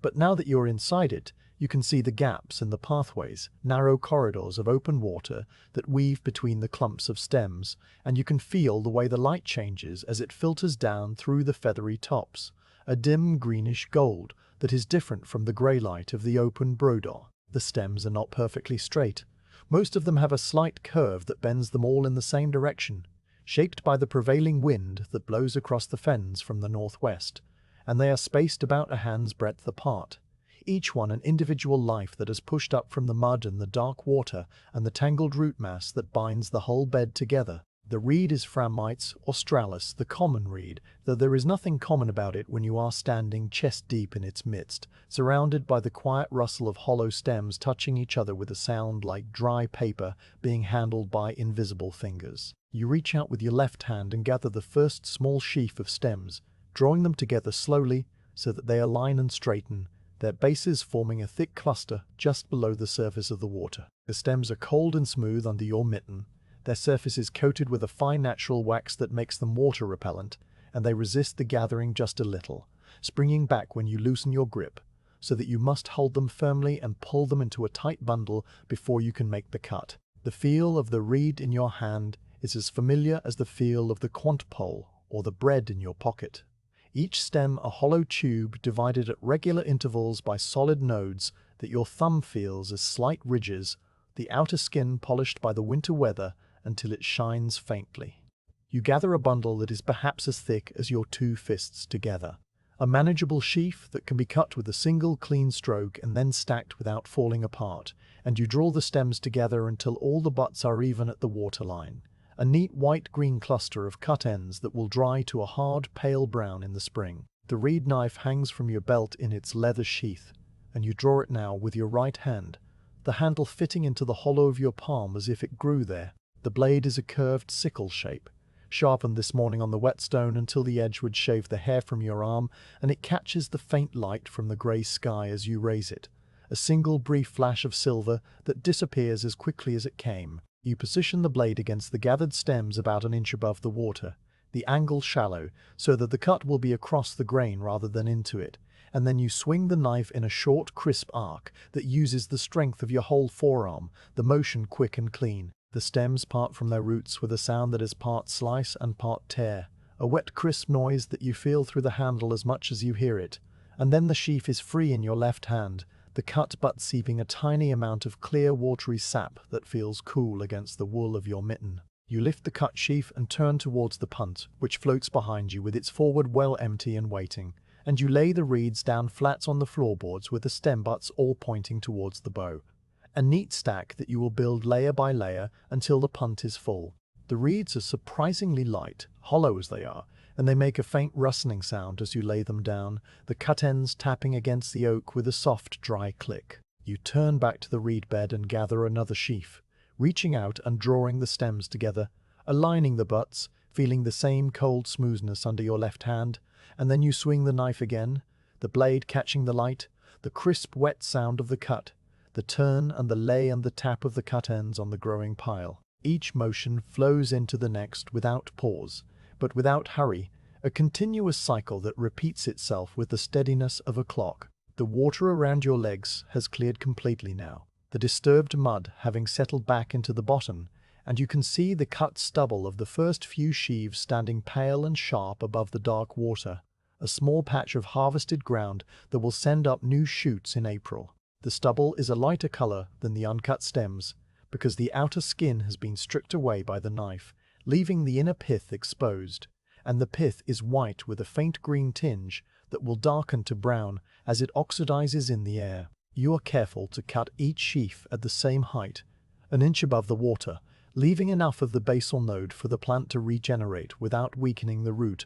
a practice that your father taught you when you were still too small to handle the knife yourself and could only watch from the punt, your hands wrapped in mittens that were too large for your fingers. The physical rhythm of the work takes hold of you now, the same rhythm that has governed the reed harvest on this broad road durations, a rhythm that is not fast but is steady, a kind of slow dancing that moves you gradually along the edge of the uncut bed. Your left hand reaches and gathers and holds, the stems aligning under the pressure of your thumb and fingers, and your right hand swings the knife in that same crisp arc, the blade slicing through the hollow tubes with a resistance that is just enough to let you know you are cutting, not enough to tire your wrist. The turn and the lay and the tap of the cut ends follow each other without thought, your body moving through the sequence as if the sequence had been designed for your body alone, which in a sense it has, shaped by years of repetition to the exact proportions of your arms and back and legs. Your breathing settles into a pattern that matches the work, a slow inhale on the reach, a brief pause on the cut, a slow exhale on the lay, and the cold air fills your lungs and leaves them in steady clouds of vapor that hang around your head and then drift away into the reed tops. You move your feet occasionally, shuffling sideways through the soft mud to reach the next uncut stems, and each shuffling step sends up a small cloud of silt that billows around your knees before settling. The mud under your boots is a dark brownish black, composed of centuries of rotted reed leaves and stems that have fallen into the water and decayed in the absence of oxygen, layer upon layer of organic matter that is slowly turning into peat. It has a rich, earthy smell that rises out of the water when you disturb it, a smell like the bottom of a well or the underside of a rotting log, and it clings to your boots and the hem of your leggings in a thick black smear that will dry to a crusty grey by the time you return to the punt. The smell is not unpleasant. It is the smell of fertility and slow time, the smell of the brood itself doing what it has always done, growing and dying and growing again in a cycle that stretches back to before there were any men here with knives and punt poles. A reed bunting calls from somewhere deep in the uncut bed, a short metallic note that sounds like two small stones tapped together, and then it falls silent again. You do not look up. You do not need to. The sound is simply part of the work now, another steady element in the background of the morning. The light continues to seep down through the overcast sky, still grey and shadowless, and the temperature holds steady at a point well below freezing. The cold, a constant companion that you feel in your face and your hands, and the exposed skin of your wrists where the mittens do not quite reach your sleeves. The knuckles of your right hand, the hand that holds the knife, have gone red and slightly stiff from the cold, and you flex them between cuts, opening and closing the fist to keep the blood moving. The knife handle is cold too, the turned wood having absorbed the temperature of the air until it feels like holding a piece of ice, but your grip warms it slowly, and by the time you have cut a dozen sheaves, the handle has reached the same temperature as your palm. The sheaves pile up in the forward well of the punt, a growing stack of pale golden stems that rises layer by layer, each layer laid perpendicular to the one below, so that the stack is stable and will not shift when you move the boat. You pay attention to the orientation of the butts, making sure they all point in the same direction, because this matters later, when the thatcher dresses the reed and combs out the broken stems, and you run your gloved hand over each layer to smooth it down before starting the next, pressing the hollow tubes gently together so that they lie flat and compact. The rustling of the dry leaves on the stems is a constant soft accompaniment to the work, a whisper that never quite becomes a voice, and the hollow stems themselves sometimes make a faint musical note when they are laid down.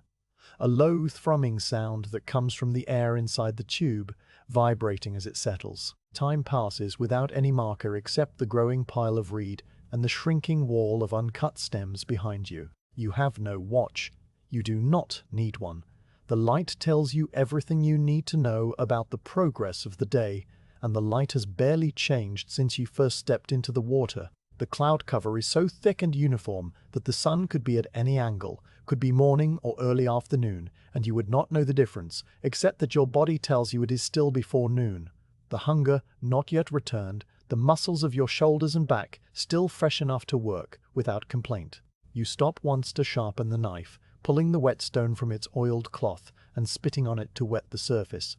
then drawing the blade across the grey stone in long smooth strokes that leave a dark slurry of metal and water and stone dust. The sharpening takes only a minute, and then you test the edge with your thumb, the skin just catching on the microscopic teeth of the steel, and you return the stone to its cloth and the cloth to the locker and take up the work again. The swath of cut stubble behind you has grown now, a semicircular clearing in the reed bed that is perhaps 10 yards across at its widest point.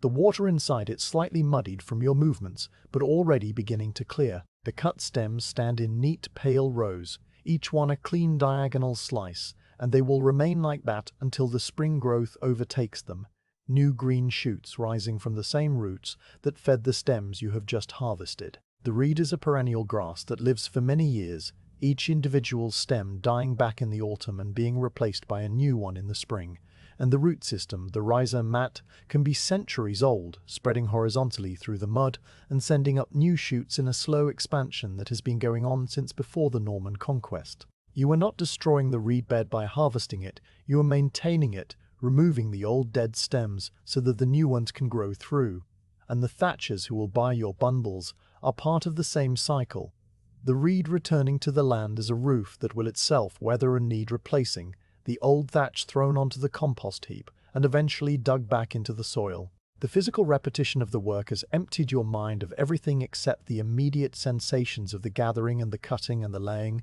and you exist now in a state that is neither thought nor dream, but something between the two. A kind of calm alertness that watches your own hands work as if they belong to someone else. This state is familiar to you. It is the reason you do not mind the cold or the monotony, the reason you have continued this work for 11 winters when other men have gone to the factories in Norwich or taken up labouring on the turnip fields. The work is its own reward, not in the sense of money or status, but in the sense that it fills the hours with a steady purpose that requires nothing from your mind except attention, and when the day is over, you will feel the satisfaction of a full punt and a clean swath of stubble and a body that has been used for what it was made to do. Another sheaf gathered, aligned, cut, turned, laid. The blade catches the light each time, a brief silver flicker that is the only bright thing in the whole grey world, and the sound of the cut repeats itself like a slow pulse, crisp and wet and final. The stack in the punt has risen now to the height of the gunwale, and you wade over to the boat and begin to arrange the upper layers more carefully, criss-crossing the sheaves so that they will not slide off when you move through the water. The punt is settled slightly lower under the weight, the waterline now visible as a dark mark on the oak planks. But it is still far from full,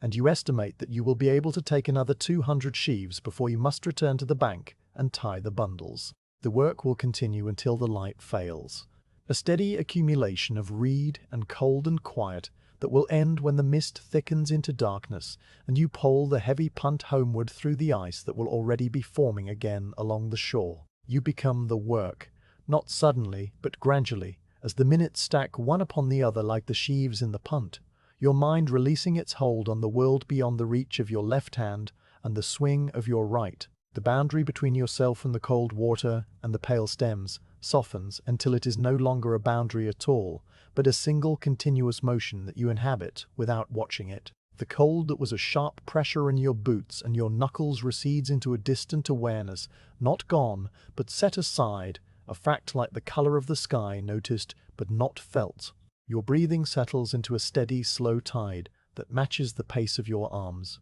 An inhale spreading through your ribs as you gather the next sheaf, a pause at the top of the breath while the knife swings, a long, slow release as you turn and lay the cut stems down, and then the pause again while you reach an endless cycle that has no beginning and no end,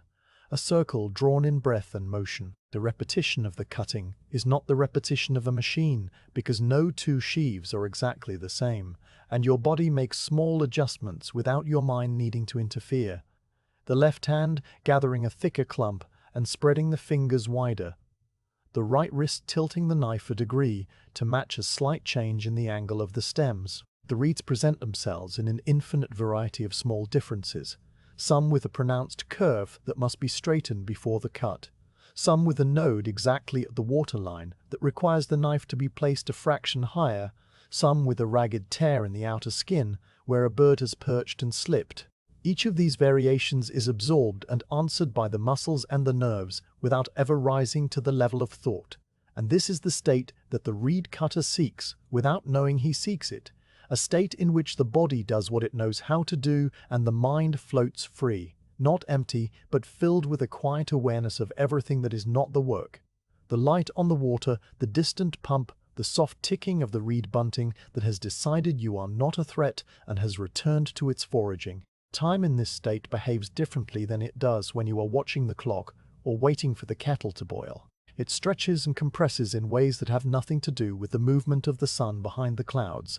and you might look up after what feels like a quarter of an hour and find that the punt is half full and your legs are stiff from standing in the one position. Or you might work steadily for what you think is a long stretch and then notice that the light has barely changed and the robin is still perched on the same alder branch where it settled when you first noticed it. This elastic time is one of the gifts of the work, a release from the tyranny of minutes. And it is why the long cold days do not feel long or cold. Once the rhythm has taken hold, they simply feel like the place where you are supposed to be, doing the thing you are supposed to do, with no need for anything to be different or better or other than it is. The robin that you noticed some time ago, or perhaps only a moment ago, is a round, red-breasted bird that sits on a bare alder branch just at the edge of the cut swath. Its small black eyes watching you with an expression that seems curious, but is really just the particular arrangement of feathers and beak that robins have. It has puffed its feathers out against the cold so that it looks twice its real size,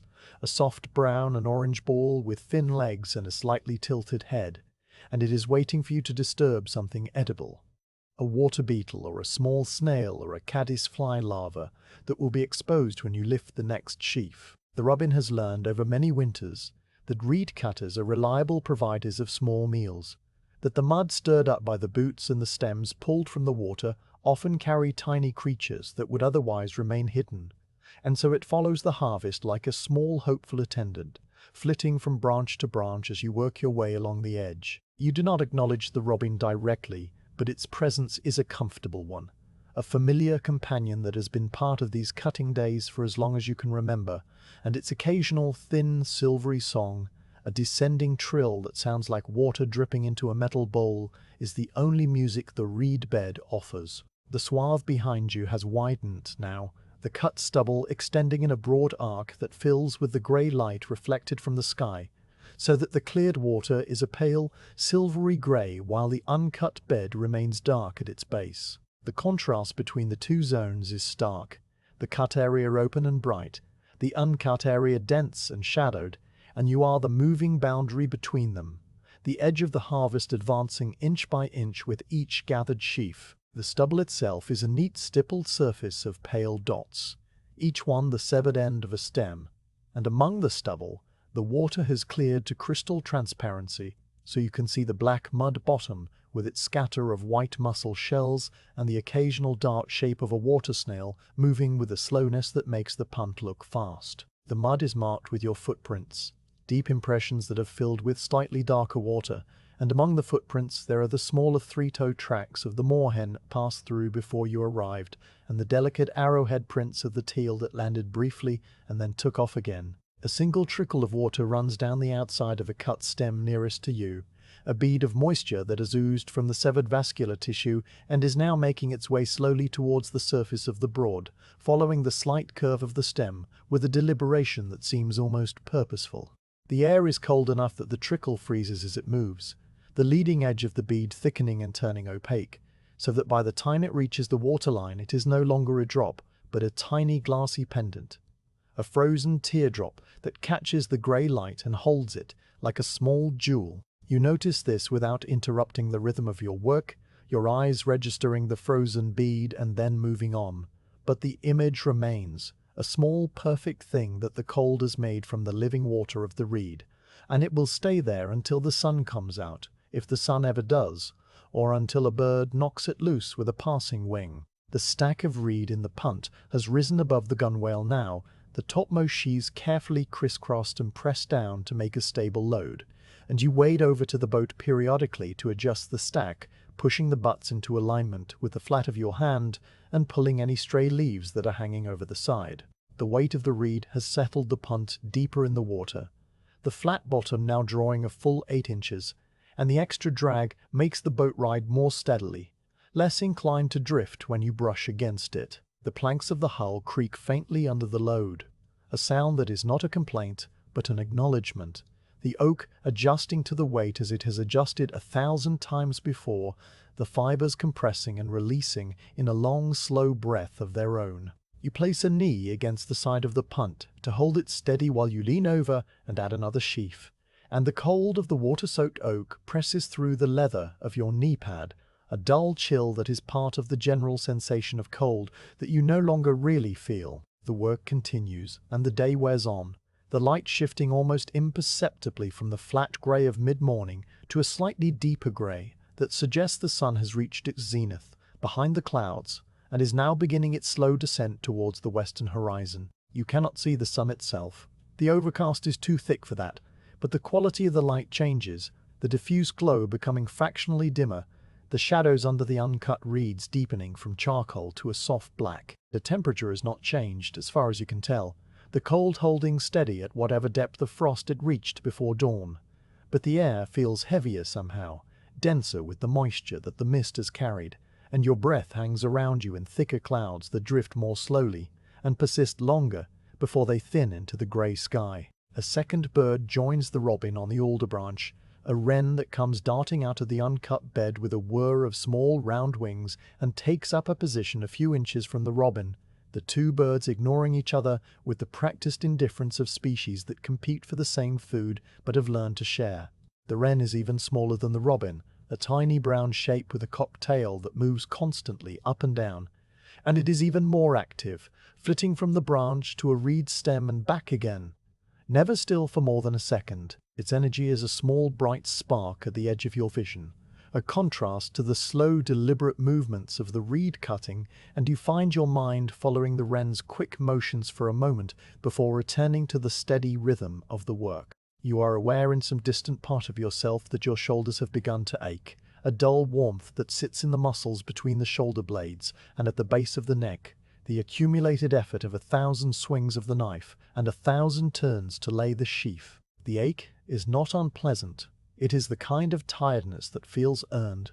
a physical record of the work that has been done, and you know that when you stop for the day and sit in the punt on the way home, the ache will settle into a deep heaviness that will make the cottage fire feel like the greatest luxury the world can offer. Your hands have become stiff inside the mittens, the fingers of the left hand slow to open after gripping each sheaf, the fingers of the right hand curling around the knife handle in a shape that they will remember even after you let go, and you pause now and then to stretch them, pulling the mittens off and flexing the knuckles, watching the skin go from red to pale pink as the blood flows back in. The cut swath has now taken on a definite shape, a broad oval of cleared water that extends from the edge of the punt back into the reed bed for a distance of perhaps 15 yards. The uncut stems form a curving wall around this clearing, their tops meeting overhead in places to create a natural roof of pale plumes, and standing in the middle of the swath, you could almost imagine you were in a small circular room,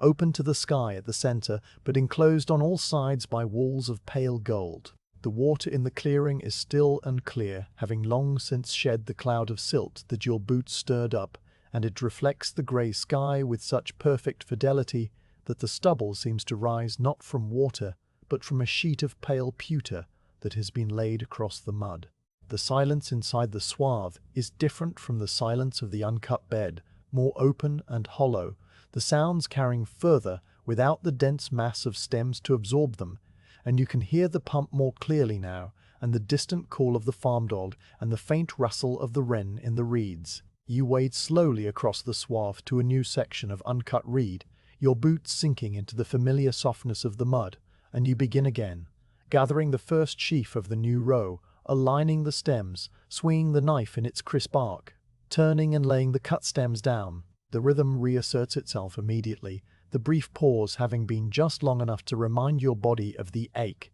but not long enough to break the spell, and within a few sheaves you are back in the steady state the mind floating, the hands working, the cold air moving in and out of your lungs with the same slow pulse. The robin and the wren have been joined by a third bird, a reed bunting that has gathered enough courage to land on the gunwale of the punt and inspect the cut stems for insects, its small dark head moving in quick jerks as it pecks and probes. And this little tableau of birds and boat and cutter is the entire world now, a small, self-contained universe that asks nothing of the wider one. The stack in the punt is nearly full, the load reaching the point where you will soon need to stop cutting and begin the bundling, tying the loose sheaves into tight packages that can be carried up the bank and loaded onto the thatcher's cart. But for now you continue to cut, because the rhythm wants to continue, because the swath wants to widen, because the day is still light enough, and the cold still tolerable, and the work still tolerable, and the work still unfinished.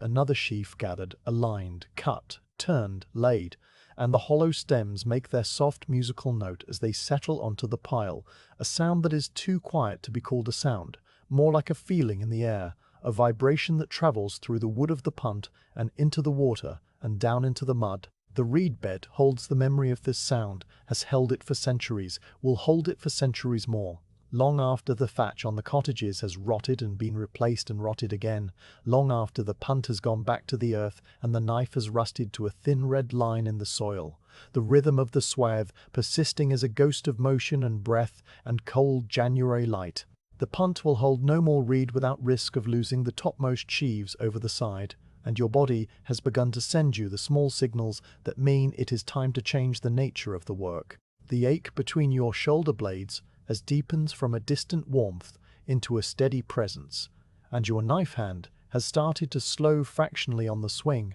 the blade not quite as crisp on the cut as it was an hour ago. You straighten up in the water and look at the loaded boat, the pale gold stack rising a full 2 feet above the gunwale, the butts aligned in neat rows at the bow,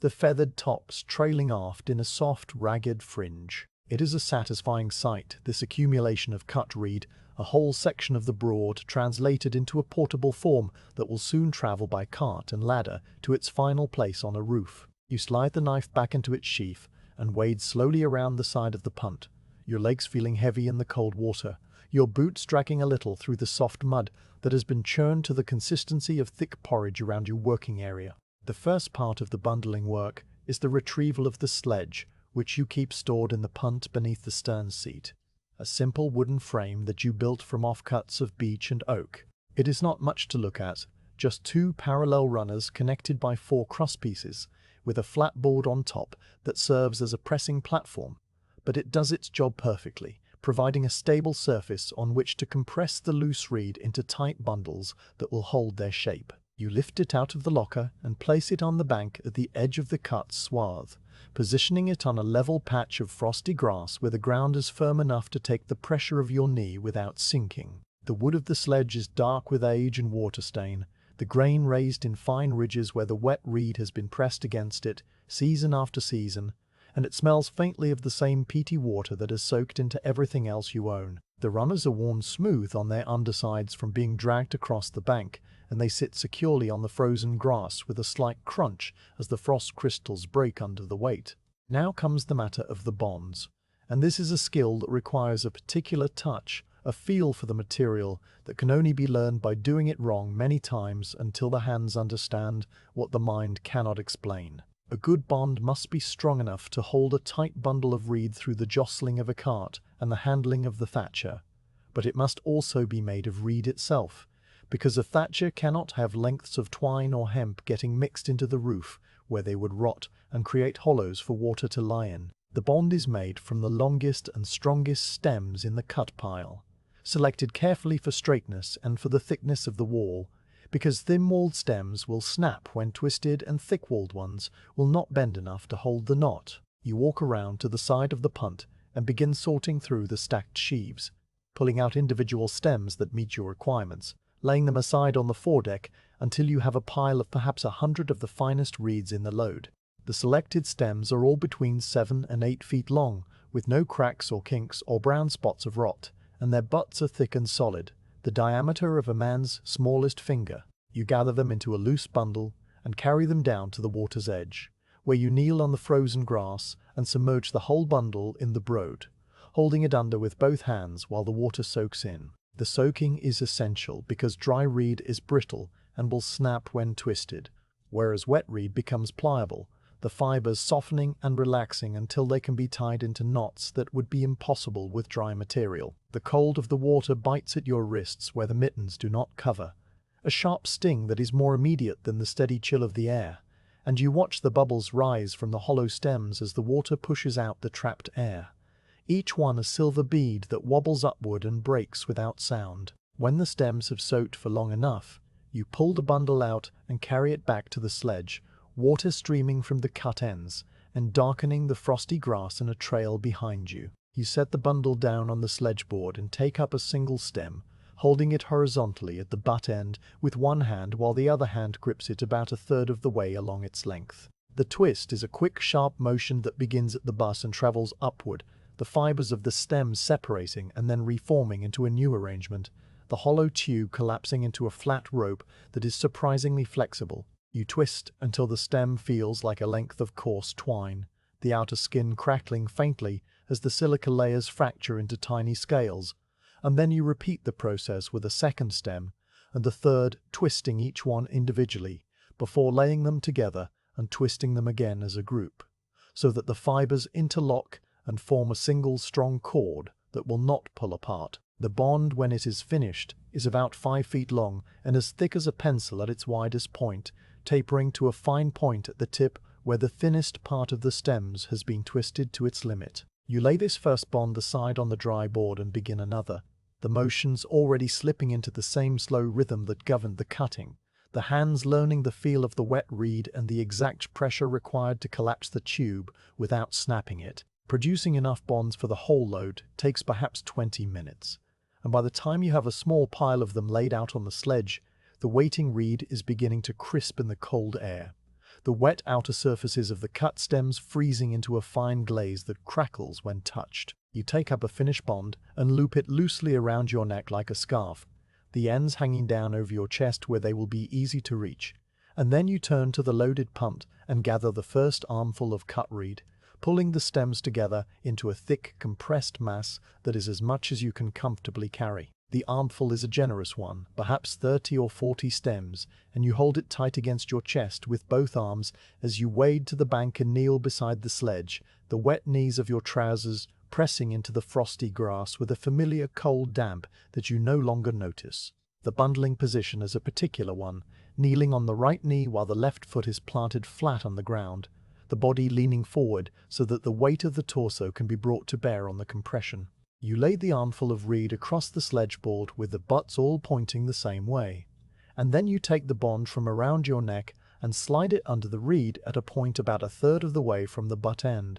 the two ends of the bond emerging on the far side where you can grasp them. The first pull on the bond is a gentle one, just enough to gather the stems together without crushing them, and you adjust the alignment with your free hand, pushing any stray butts into line and removing any broken stems that you missed during the cutting. Then you lean forward, pressing your left knee into the bundle, and you pull the bond tight with a sudden, hard jerk that compresses the hollow stems together until they squeak faintly against each other, a sound like a small animal protesting the cold. With the bond held tight in your left hand, you reach down with your right and begin the knot, a simple twist and loop that is not really a formal knot at all, but a series of tight wraps that use the friction of the twisted reed cord to hold themselves in place. The wet bond grips against itself far better than dry twine ever could, the rough silica surface of the stems biting into the matching surface of the wrap, and when you release the tension, the knot stays exactly where you put it, the whole bundle retaining its compressed shape, as if it had been clamped in a press. You tie a second bond around the same bundle, this one about a third of the way from the top, and then you lift the finished bundle clear of the sledge and set it down on the bank beside you, a tight, neat cylinder of pale gold reed that is as firm as a rolled-up carpet and almost as heavy. The first bundle of the day always gives you a small satisfaction, a sense of the work having properly begun now that the loose-cut stems are being transformed into something that can be carried and stacked and counted. You take a moment to look at it, this compact package of broadland reed, the butts all cleanly aligned at one end, and the feathery tops at the other, the two bonds cinched around the middle, like belts on a stout man. The bundle will dry over the next few weeks, the frozen moisture sublimating into the cold air without passing through a liquid stage, and as it dries it will shrink slightly, the bonds loosening just enough that the thatcher will be able to slide them off with a push of the thumb. If you are still cutting when the thatcher comes to collect, you will hand him the bundles one by one, and he will weigh them in his hands and nod, because the weight of a bundle tells you everything about the quality of the reed, the density of the stems, the thickness of the walls, the amount of moisture still held in the fibers. The second bundle is easier than the first because your hands have remembered the sequence: the armful gathered from the punt, the walk to the sledge, the kneeling and the compression and the pull of the bond and the twist of the knot, the lift and the set down, and then the return to the punt for the next armful. The work is repetitive in the same way that the cutting was repetitive, but the rhythm is different, slower and more deliberate, punctuated by the short walks between the boat and the sledge rather than the continuous, steady shuffle along the edge of the uncut bed. The weight of the reed in your arms is substantial but not heavy, the hollow stems mostly air, and you carry each armful with the care that you would carry a child, not because it is fragile, but because dropping it would scatter the stems and force you to gather them again from the frozen grass. The bundles begin to form a row along the bank, a neat line of pale cylinders that grows longer with each trip, and you count them without meaning to, a number that ticks upward in the back of your mind without ever quite reaching the front. By the time you have tied a dozen bundles, the work has become automatic again, the mind free to wander while the hands continue their sequence. You find yourself thinking about the cottage where this reed will eventually go, a small thatched house on the edge of a village 5 miles away, its roof patched and repaired over the decades until the thatch is a patchwork of different ages and colors. The oldest layers grey-brown and crumbling, the newest ones still showing the pale gold of fresh reed. The house belongs to a farm laborer and his family, people whose names you may or may not know, but the roof does not care about names. It only cares about the angle of its pitch and the quality of the reed that covers it, and the bundles you are tying now will keep that family dry through winters and summers for 20 years or more before they need to be replaced. There is a quiet satisfaction in this knowledge, the same satisfaction that a baker might feel watching his loaves go into the oven, a sense of useful work that will outlast the day and the week and the season. The row of bundles has grown to 20 when you pause to rest, sitting on the gunwale of the punt with your feet still in the shallow water. The cold, now a familiar companion that you have stopped trying to ignore. You pull the mittens off and rub your hands together, the skin of the palms red and rough from the friction of the reed, the knuckles stiff and sore from the repeated clenching of the knots. The grey light of the afternoon has deepened slightly, shifting from a bright grey to a soft grey that carries the first hint of dusk, though the sun is still somewhere above the horizon behind the cloud. The mist that had thinned during the middle of the day is beginning to gather again. Long, slow fingers of white that drift in from the open broad and curl around the bases of the uncut reeds, and the temperature is dropping, a subtle change that you feel first in your ears and the tip of your nose. The robin is still on its alder branch, and the wren has been joined by a second wren, the two of them flitting through the cut sward in search of the insects that your feet have disturbed. You stand up again, pulling the mittens back over your cold-freddened hands, and you return to the bundling, the sequence resuming as if it had never been interrupted. Another armful from the punt, another walk to the sledge, another compression and pull and twist and set down, another bundle added to the row. The work will continue until the punt is empty, and then you will pile the bundles into the empty boat and pole them to the staith where the thatcher's cart will meet you tomorrow morning, the bundles stacked in neat rows under a canvas cover that will protect them from the frost until they can be carried away. For now there is still light enough to see the pale gold of the reed and the dark grey of the water and the soft white of the mist. Still time enough to finish the load, and so you kneel again on the frozen grass, the moisture from the wet reed soaking through the leather of your knee pads, and you pull the next bond tight with the same steady motion that you have used all day. The hollow stems compressing with their faint squeak, the knot holding fast, the bundle lifted and set down on the growing pile that is the January day. You pole the punt out of the reed bed and back onto the open broad, the load of cut reed riding high and heavy in the forward well, and you steer towards the landing place where the lane comes down to the water. The staith is a simple construction of timber and gravel, a rough platform of oak planks laid over a foundation of rammed chalk that has served the reed cutters of this Broad for longer than anyone remembers. The planks are black with age and damp, their grain raised into deep ridges by decades of boots and cartwheels and the slow working of frost and thaw, and the gravel around them is packed hard and pale, the individual stones visible as a mosaic of cream and grey. A single alder tree grows at the edge of the Staithe, its roots exposed where the water has undercut the bank, and its bare branches make a dark lace against the grey sky,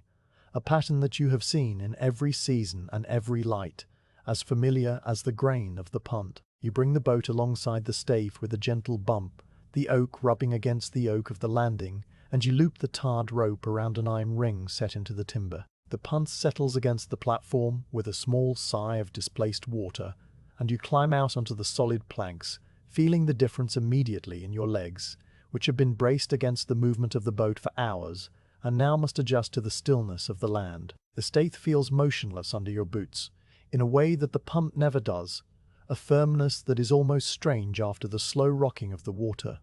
And you stamp your feet once or twice to settle the circulation, hearing the hollow thud of the heavy leather on the wood. From the Staithe, a narrow lane leads inland, climbing a very slight rise to the level of the grazing marshes, and then running straight towards the village, a distance of perhaps a mile. The lane is not paved, only a track of hard earth and crushed flint that the carts have worn into two parallel depressions with a centre ridge of grass and weed, and in summer it is dusty and pale, but now in January it is frozen solid, the ruts as hard as iron, and the grass blades on the centre ridge, each cased in a white sheath of rime. On either side of the lane, the grazing marshes stretch away, flat and brown and featureless, the grass cropped short by sheep and geese, the occasional low shape of a blackthorn hedge breaking the horizon. This is reclaimed land, drained by the ditches and the pumps, and its flatness is different from the flatness of the Broad, more orderly, more deliberate, the flatness of a field rather than a wilderness. You stand on the Staithe and look up the lane, and there, approaching slowly from the direction of the village, you see the thatcher's cart. It is a heavy timber-wheeled wagon of a design that has not changed in 100 years, its bed a wide platform of oak boards set on a sturdy frame, its wheels tall and iron-rimmed and painted a faded red that has weathered to a dull rust brown. The cart is pulled by a single shire horse, a great grey gelding with feathered fetlocks and a broad, patient head that nods with each step, its breath pluming out in twin clouds from its wide nostrils, its brass harness fittings polished to a soft gleam that catches the grey light. The horse is named Samson, and he has been pulling this cart for 12 years. First for the old thatcher who died of a winter cough in 1844, and now for Mr. Calf in 1844. Roper, who bought the cart and the horse and the thatching tools from the widow for a fair price, and has continued the work ever since. The cart moves slowly, the iron tires crunching over the frozen ruts with a sound like stones being ground together, and the whole vehicle sways gently from side to side as it navigates the uneven surface, the load of empty frames and ladders rattling softly on the bed. Mr. Roper sits on the front board with the reins loose in his hands, a man of perhaps 50 years whose face has been weathered by sun and wind and the constant fine dust of the thatching yard into a map of deep lines and pale creases. He wears a heavy coat of grey wool, patched at the elbows with darker grey, and a wide-brimmed felt hat that has lost its original shape and now conforms to the exact contour of his head, the brim softened and floppy, the crown stained with the dark marks of reed sap and rain. He is not a large man, but his hands are large, the knuckles prominent, the fingers thick and square-tipped from a lifetime of gripping thatching spars and twisting hazel bonds. And when he raises one of these hands in greeting, the gesture is slow and economical, a single lift of the palm that conveys everything necessary. You raise your own hand in return, a matching gesture, and then you turn back to the punt to begin the unloading. The bundles that you tied earlier lie in neat rows along the forward well, each one a tight cylinder of pale gold reed, bound with a twisted withe of its own material,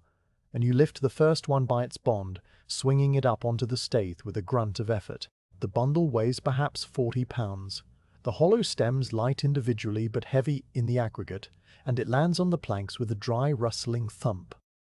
Mr. Rams, Roper has brought the cart to a stop beside the Staithe. the horse standing with the patience of an animal that has done this 1,000 times, its large brown eyes looking at nothing in particular,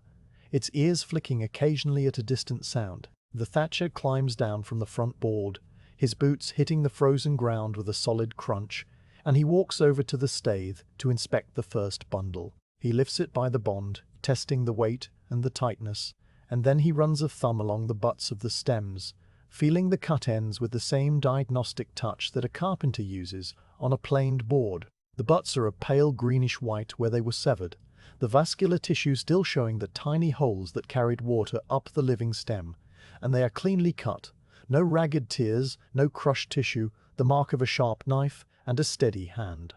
Mr. Might. Roper nods once, a small downward movement of his chin, and he says that the reed is good, that the frost has cured it well on the stalk. He says this same thing every January when he comes to collect the first load, and every January the words are slightly different in their arrangement, but identical in their meaning, a small ritual of assessment and approval that has become part of the harvest as much as the cutting itself. You hand up another bundle and he takes it, his hands gripping the bond and swinging the weight with the ease of long practice, and he stacks the bundles on the cart bed in a particular pattern. The first layer laid flat with the butts pointing forward. The next layer laid at a right angle so that the load interlocks and will not shift on the rough lane back to the village. The cart bed has high sides of wooden slats that contain the load, and as the layers of bundles rise the sides begin to creak under the outward pressure, a sound that is not a warning but an acceptance, the seasoned wood flexing and holding. The thatcher works steadily, not hurrying because hurrying in the cold only makes you sweat, and then the sweat freezes and you are colder than before, and you match his pace, lifting and handing,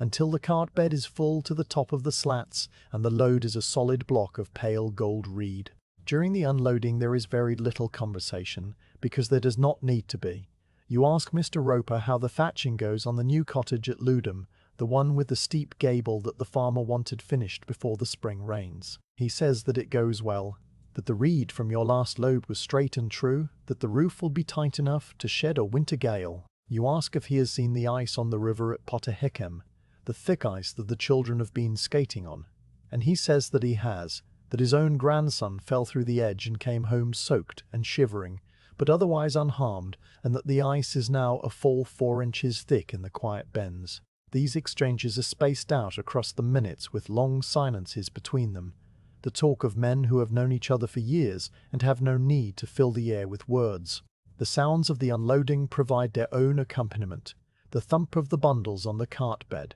the creak of the wood, the occasional soft whinny from Samson, the distant thud of the drainage pump that has not stopped all morning and will not stop all afternoon.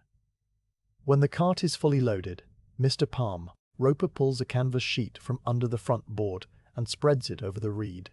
tucking the edges down around the slats and tying the corners with lengths of tarred cord. The canvas is heavy and stiff with age, its original brown faded to a pale tan, and is patched in several places with squares of darker material that have been stitched on with thick waxed thread. The sheet protects the reed from any sudden rain or snow that might fall on the journey back to the village, though the sky shows no sign of either, still that same uniform grey that has been there since dawn. The thatcher knots the last cord with a quick double loop, tests it with a tug, and then turns back to you. He asks about the depth of the frost, and you tell him that the ice on the Broad was thick enough this morning to hold the punt at the bank, that you had to break it with the quant pole before you could push out. He nods at this, because a hard frost is good for the reed. It dries out the last of the sap and makes the stems stiff and durable.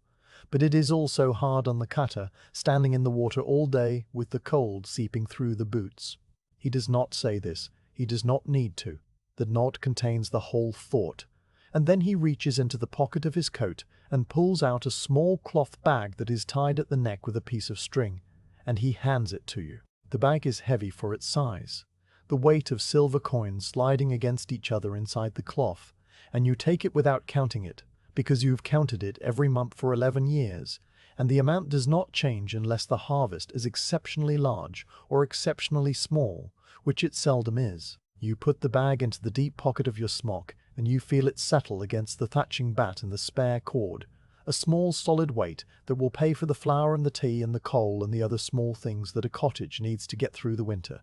With the payment settled, Mr. Payment settled, Roper climbs back up onto the front board of the cart, his boots finding the footstep by habit, and he takes up the reins from where they lay looped around the brake lever. The reins are made of heavy leather, dark and supple from years of handling, and they connect to the bit rings on Samson's bridle with brass buckles that have been polished so often the corners are rounded and soft. The horse has stood motionless through the whole unloading, its weight shifted onto 3 legs, the 4th hoof resting lightly on its toe, and now it lifts its head and pricks its ears forward as it feels the slight tension on the reins.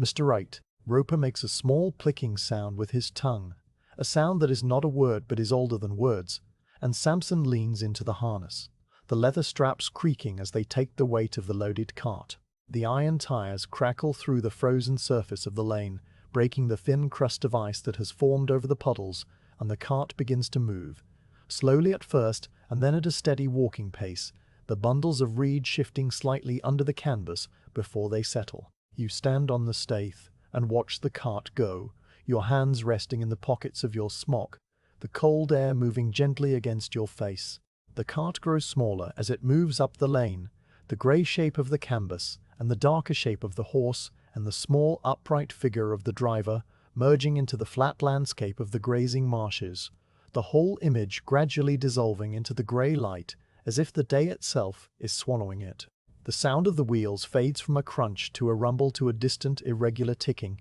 and then it is gone, replaced by the steady thud of the pump and the thin distant call of a curlew out on the marsh,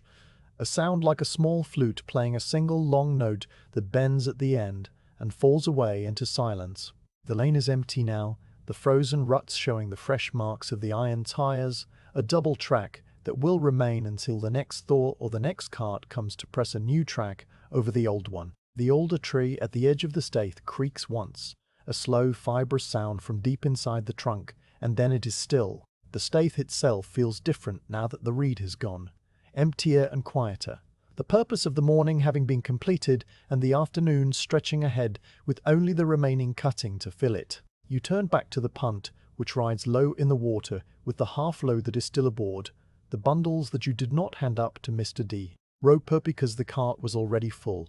And you think about the journey that these bundles will take over the coming days. The dressing and the combing and the carrying up the ladder to the roof of the cottage at Ludham, where they will lie in tight courses, shedding the rain and the snow and the wind for the next 40 years, the pale gold slowly darkening to silver grey and then to deep brown, the hollow stems still holding the memory of the Broadland winter and the frost and the quiet morning when they were cut. The bundle that left your hands at the stave travels the frozen lane on the bed of Mr. Roper's cart, jostling gently against its neighbours as the iron wheels find the ruts and the horse finds the way home. The journey is a slow one, because a loaded cart cannot hurry on a rutted track, and Samson knows the pace without being told, a steady walk that covers a mile in the time it takes a patient man to eat his bread and cheese. The lane passes through the grazing marshes where the ewes stand in the shelter of the blackthorn hedges. Their fleece is heavy with frost, and then it rises slightly to the higher ground where the village sits, a cluster of cottages and barns, and a single church tower built of grey flint cobbles that glint dully in the flat light. Mr. Merster? Roper turns the cart into the yard beside his workshop, a long open shed with a roof of its own thatch, the brow of which has sagged over the years into a gentle undulating curve that follows the shape of the rafters beneath. The yard is a working place, its ground trodden hard by boots and hoofs and the passage of cartwheels, and against one wall stands the thatcher's ladder, a long single pole of straight-grained Douglas fir with the rungs lashed on with tarred cord, while under the shed a heap of old reed waits to be chopped and spread as mulch on the cottage garden. The bundles are unloaded one by one and stacked against the shed wall, the canvas cover pulled back and folded, the withy bonds checked once more for tightness. Mr. Kiros. Roper selects the bundle that you cut and tied that morning, lifting it by the bond and carrying it to the dressing bench, a long trestle made of 2 sore horses and a thick plank that has been worn smooth by the passage of thousands of reed stems. The dressing is the first of the thatcher's tasks, the process by which loose and broken stems are removed, and the bundle is made ready for the roof. He unties the bonds and the bundle relaxes slightly, the compressed stems sliding apart by a finger's width, releasing a faint puff of dust, and the dry, sweet smell of the brood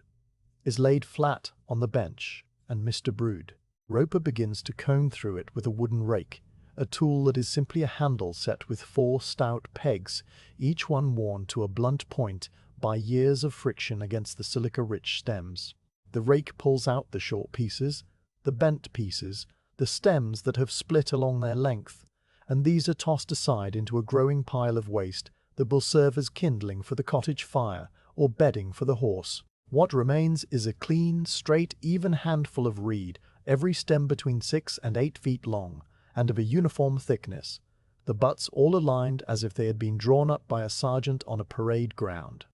When the bundle has been dressed to his satisfaction, Mr. Roper gathers it up again and binds it with a fresh withy, a bond that he twists himself from a handful of the waste reed, wetting the stems in a bucket of water that stands beside the bench. The new bond is tighter than the old one, cinched down with a thatcher's knot that will not slip, a complex wrap and tuck that ends with the tail of the withy pushed back under the binding, so that it holds fast by friction alone. The finished bundle is a compact, dense cylinder that feels solid in the hands, and it is carried now to the foot of the ladder that leans against the cottage wall, where the thatcher will take it up to the roof. The cottage at Ludham is a small building of brick and flint, its walls 2 feet thick and its windows narrow.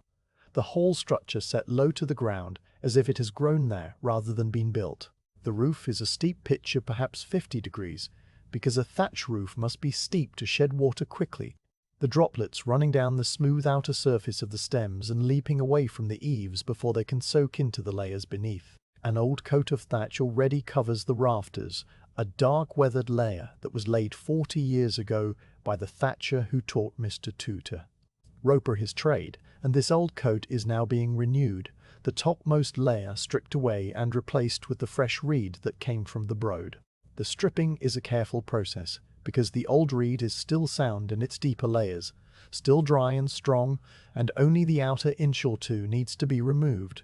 Mr. Embolder Roper has spent the previous day on the ladder with a thatching knife, a long curved blade set at a right angle to its handle, slicing away the weathered reed in long, smooth strokes that leave a clean surface for the new material to grip. Now the new reed is ready, and the thatcher climbs the ladder with the dressed bundle under one arm, his boots finding the rungs without a downward glance, his body moving up the steep incline with the ease of a man who has spent more of his life on roofs than on solid ground. The roof beneath him is a series of horizontal battens, thin strips of split oak nailed across the rafters at intervals of a foot, and it is to these battens that the reed will be fixed.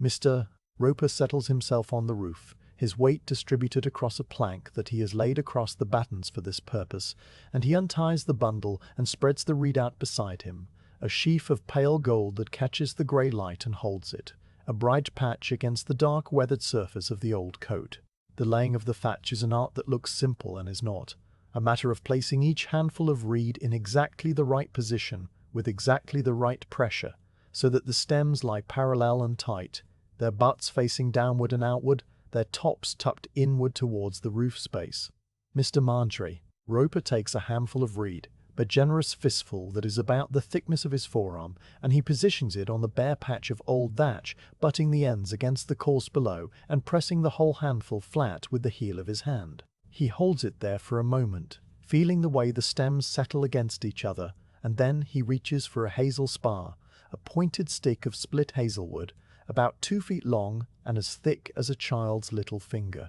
The spars are stored in a canvas bag that hangs from his belt, and they are pale and smooth, the bark peeled away to reveal the white wood beneath, each one sharpened at both ends with a few quick strokes of a knife. The thatcher takes a spar and pushes it through the reed at a shallow angle, driving it downward into the old thatch beneath, with a single firm push of his thumb, and the hazelwood bites into the fibrous layers and holds, pinning the new reed in place as securely as a nail holds a board. He works his way across the roof in a series of horizontal courses, each course overlapping the one below like the tiles on a Roman villa. so that the rain is shed from one layer to the next without ever finding a seam that it can penetrate. The overlap is generous, a full half of each reed's length lying buried under the course above, and this is why a thatch roof is so heavy and so durable, because the water must travel a long way through tightly packed stems before it can find an opening, and by the time it has done so, the rain has usually stopped and the sun has come out to dry the dampness away. The angle of the roof helps this shedding, the steep pitch carrying the water down the smooth outer surface of the stems at a speed that would surprise someone who had only ever seen a thatch from the ground, a fast, silvery slide that leaves the reed almost dry within minutes of a shower ceasing. The bundle from your punt is used up course by course, each handful of reed disappearing into the growing patch of pale gold on the roof, and Mr. Roper works steadily through the short winter afternoon, his hands moving in the same rhythm that you used on the Broad, a rhythm of gather and place and press and peg that repeats itself with small variations for each handful. The spars are driven home with a soft thud that is not loud enough to be heard from the ground, a dull sound absorbed by the thatch itself, and the smell of the fresh reed rises around the thatcher in a sweet dry cloud that mixes with the colder smell of the old thatch, a darker smell of dust and weathered fibre, and the faint mustiness of 40 winters. The birds that nest in the eaves, house sparrows mostly, have been disturbed by the work and they flutter in the garden below, waiting for the thatcher to leave so that they can inspect the new reed and assess its suitability for the coming spring. The dressed surface of a newly laid thatch is a remarkable thing to look at closely, a smooth, continuous plain of pale gold that is made up of thousands of individual stems lying so tightly together that the eye cannot separate them. The butts of the reed form the visible surface, and they are all oriented in the same direction, their cut ends facing outward and slightly downward, so that the whole roof has a subtle grain like a piece of planed wood. When the light falls on it from a certain angle, the silica in the outer skin of the stems catches the light and glints faintly, a fine sparkle that is not bright but is persistent, a shimmer that moves across the roof as the clouds shift overhead. The thatcher runs the flat of his hand over the finished patch to smooth down any stems that are standing proud, and the reed feels cool and slick under his palm, the waxy coating transferring a fine white powder to his skin. Water is the great enemy of a thatch roof, and the craft has developed over centuries to defeat it in ways that are invisible until you understand the engineering. A raindrop that falls on the ridge of the roof hits the angled surface and begins to slide, following the line of the stems downward and outward, moving from the butt of one reed to the butt of the next, without ever finding a horizontal gap, because the horizontal gaps are buried deep inside the thatch, covered by the overlapping courses. The drop travels faster as it goes, gathering speed on the smooth silica surface, and by the time it reaches the eaves it is moving quickly enough to fly clear of the wall, landing in the garden or on the stone drip course that runs around the base of the cottage. Even in a heavy downpour, the water does not soak into the thatch beyond the first half-inch of stems, because the hollow tubes of the reed are closed at their ends and the outer surface is naturally water-repellent, the wax and the silica working together to shed moisture like the feathers on a duck. The inner layers of the thatch remain dry and warm, insulating the cottage in winter and keeping it cool in summer, a roof that breathes in a way that tile or slate cannot. The ridgeline is the most vulnerable part of any thatched roof, the place where the two slopes meet and where the thatch must be bent over the apex in a smooth curve that sheds water equally on both sides. Mr. Roper finishes the main courses of the roof before he turns his attention to the ridge, because the ridge is a separate operation that uses a different technique. He climbs to the very top of the ladder and straddles the peak, one leg on each slope, and he begins to lay the ridge reed crosswise, the stems bent in the middle and laid over the apex so that their ends hang down on both sides. The reed for the ridge is the longest and straightest in the load, the stems that you set aside during the bundling, and it must be particularly flexible to survive the bending without cracking. The thatcher works his way along the ridge from one gable end to the other, laying handful after handful of bent reed, each one overlapping the one before like the scales on a fish. And when the whole ridge is covered, he begins the stitching. The stitching is done with a long iron needle, a tool that looks like a small spear, its shaft thin and slightly curved, its eye large enough to take a thick cord of tarred hemp. The cord is dark and sticky. its fibers impregnated with pine tar that has been boiled and cooled and boiled again until it is the color of black treacle and the consistency of stiff wax, and it has a powerful smell that fills the air around the ridge. A sharp, clean, resinous scent that overpowers the sweet, dry smell of the reed.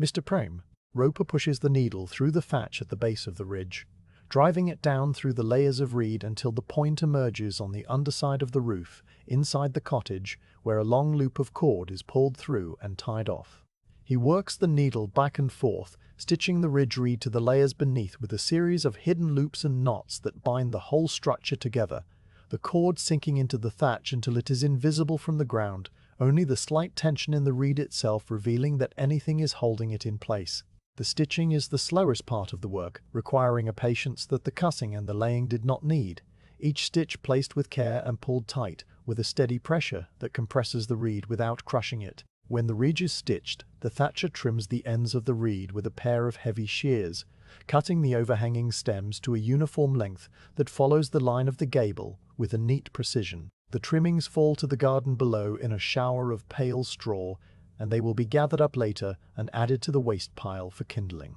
The ridge now stands proud of the main roof, a smooth, rounded crest of pale gold that will weather over the coming years to a darker shade, the first part of the roof to show its age, because it receives the most sun and the most rain and the most wind. The cottage at Ludham will wear this new coat of thatch for many decades, the pale gold of the fresh reed, slowly shifting through a spectrum of browns and greys as the seasons work on it. The first change comes in the first spring, when the warm rains wash away the last of the surface wax and the reed settles into its permanent position, the stems tightening against each other until the roof is a single unified layer that moves together in the wind. The second change comes over the course of 5 or 6 years, as the ultraviolet light from the sun breaks down the lignin in the outer skin, turning the gold first to a pale honey, then to a warm brown, then to a silvery grey that is the colour of weathered timber and dry stone. The third change is the slowest, a gradual darkening over decades as the outer surface of the reed is colonized by the same lichens and mosses that grow on the alder trunks by the Broad, tiny grey-green patches that spread and merge until the roof is a patchwork of soft living colours that seem to flow into the landscape around it. The bundle from your punt, which was cut in the hard frost of January and laid in the cold grey light of a winter afternoon, will outlast you on that roof, its stems still shedding the rain and insulating the rooms below when the next generation of children are learning to walk in the garden and the next generation of teachers are beginning their apprenticeships. The pale gold of the new reed, a memory that only the roof itself still holds. You pull the punt away from the stave and back onto the Broad, the remaining half-load of reed shifting slightly behind you as the boat finds its balance on the dark water. The afternoon has worn on while you were bundling and loading the cart, and the light has deepened from the flat grey of midday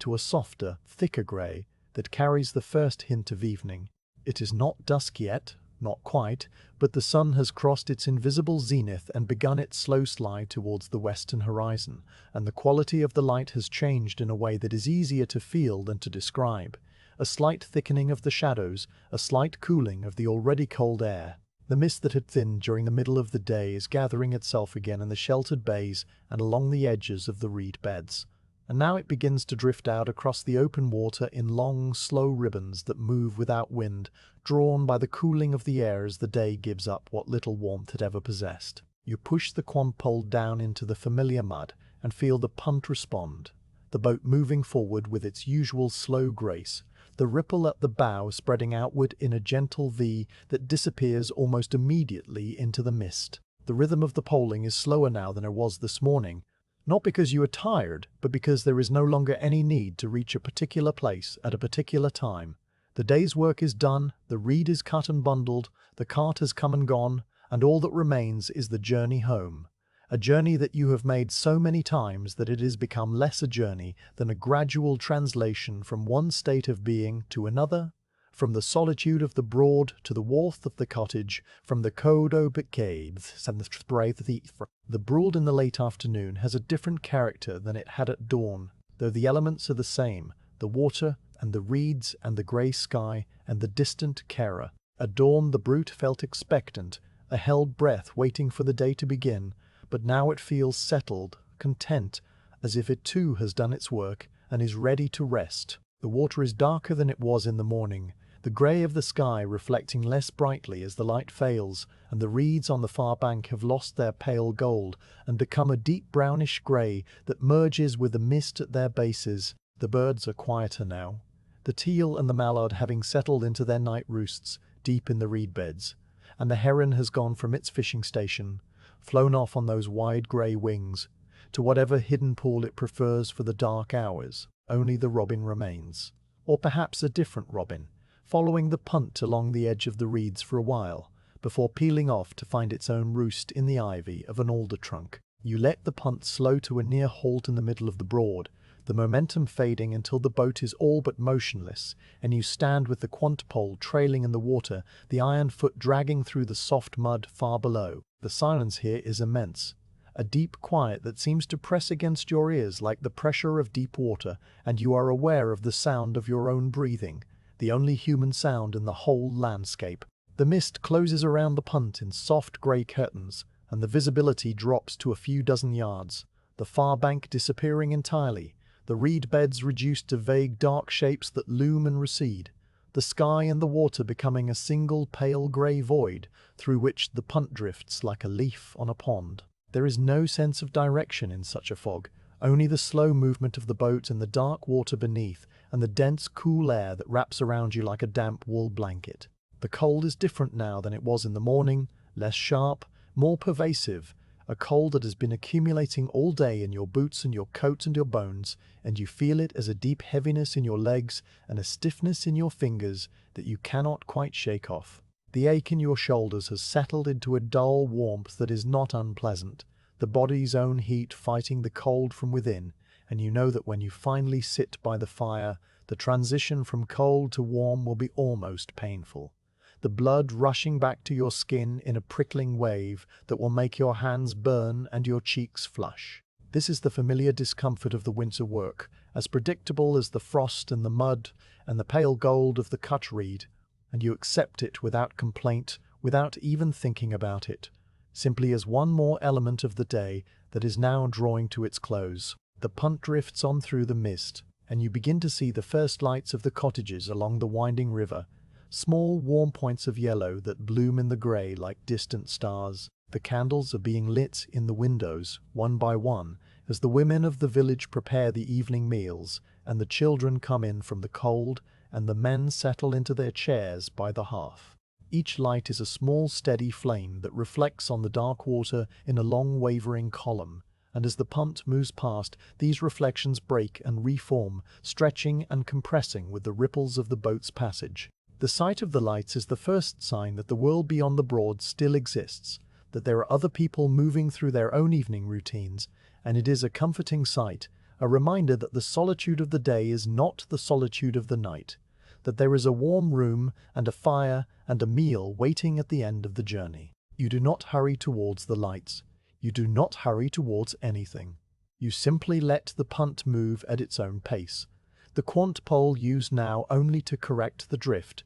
a gentle push here and there to keep the boat pointed towards the home stave. The water is black and glassy, too cold to ripple, and the mist lies on it like a layer of white silk, moving slowly in patterns that have no cause except the cooling of the air and the exhalation of the Broad itself. The mist muffles all sound, so that the distant pump is now only a faint throb felt in the wood of the punt rather than heard, and the bark of the farm dog is a soft blur of noise that seems to come from everywhere at once, the flat landscape playing its old trick of scattering sound in all directions. The reflections of the candle lights multiply as you near the village, the windows of the riverside cottages each throwing their small beacon out onto the water,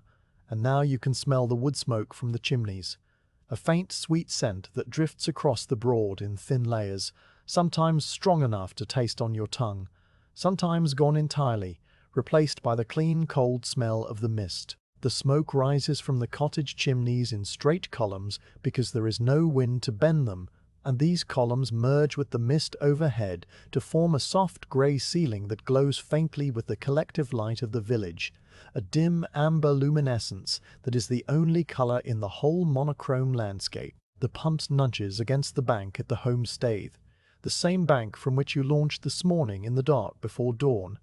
and the boat comes to a stop with a gentle bump that sends a small shiver through the oak planks. You stand still for a moment, the quant pole in your hands, and you look back across the Broad at the mist and the dark water and the faint glow of the village lights, and you feel the same quiet that you felt at the beginning of the day, the same sense of a thing completed, a circle closed, a day spent in the only way that matters. Then you step out onto the frozen grass, feeling the solid ground under your boots with a small shock of recognition, and you tie the tarred rope around the post in the same loop that you untied this morning, the same cold, stiff rope, the same dark iron ring, the same worn post that has held the punt through 1,000 nights. The tools come out of the boat one by one, the reed knife returned to its sheath, and the sheath hung on its hook inside the locker, the whetstone wrapped in its oiled cloth and tucked away, the thatching bat laid beside it, the spare quant pole placed along the gunwale and wedged under the cleats. The few bundles of reed that remain in the punt, the ones that did not fit on the cart, are left under the canvas cover, and they will be collected tomorrow or the next day, whenever Mr. Roper can make the journey again. The half-empty boat settles in the water by the bank, its flat bottom already beginning to grip the shore ice that is forming again. Thin sheets of clear crystal that spread outward from the bank with a speed that is just barely visible, the cold of the evening freezing the water molecule by molecule into a delicate lattice that will be thick enough by morning to hold the weight of a moorhen. You walk up the path to the cottage, the same path that you walked down in the dark before dawn, and you feel the ache in your legs now as a heaviness that makes each step a small effort. The cottage door is before you, the same door that closed behind you with a soft thud, and you lift the latch and step inside, and the warmth of the room closes around you like a physical embrace,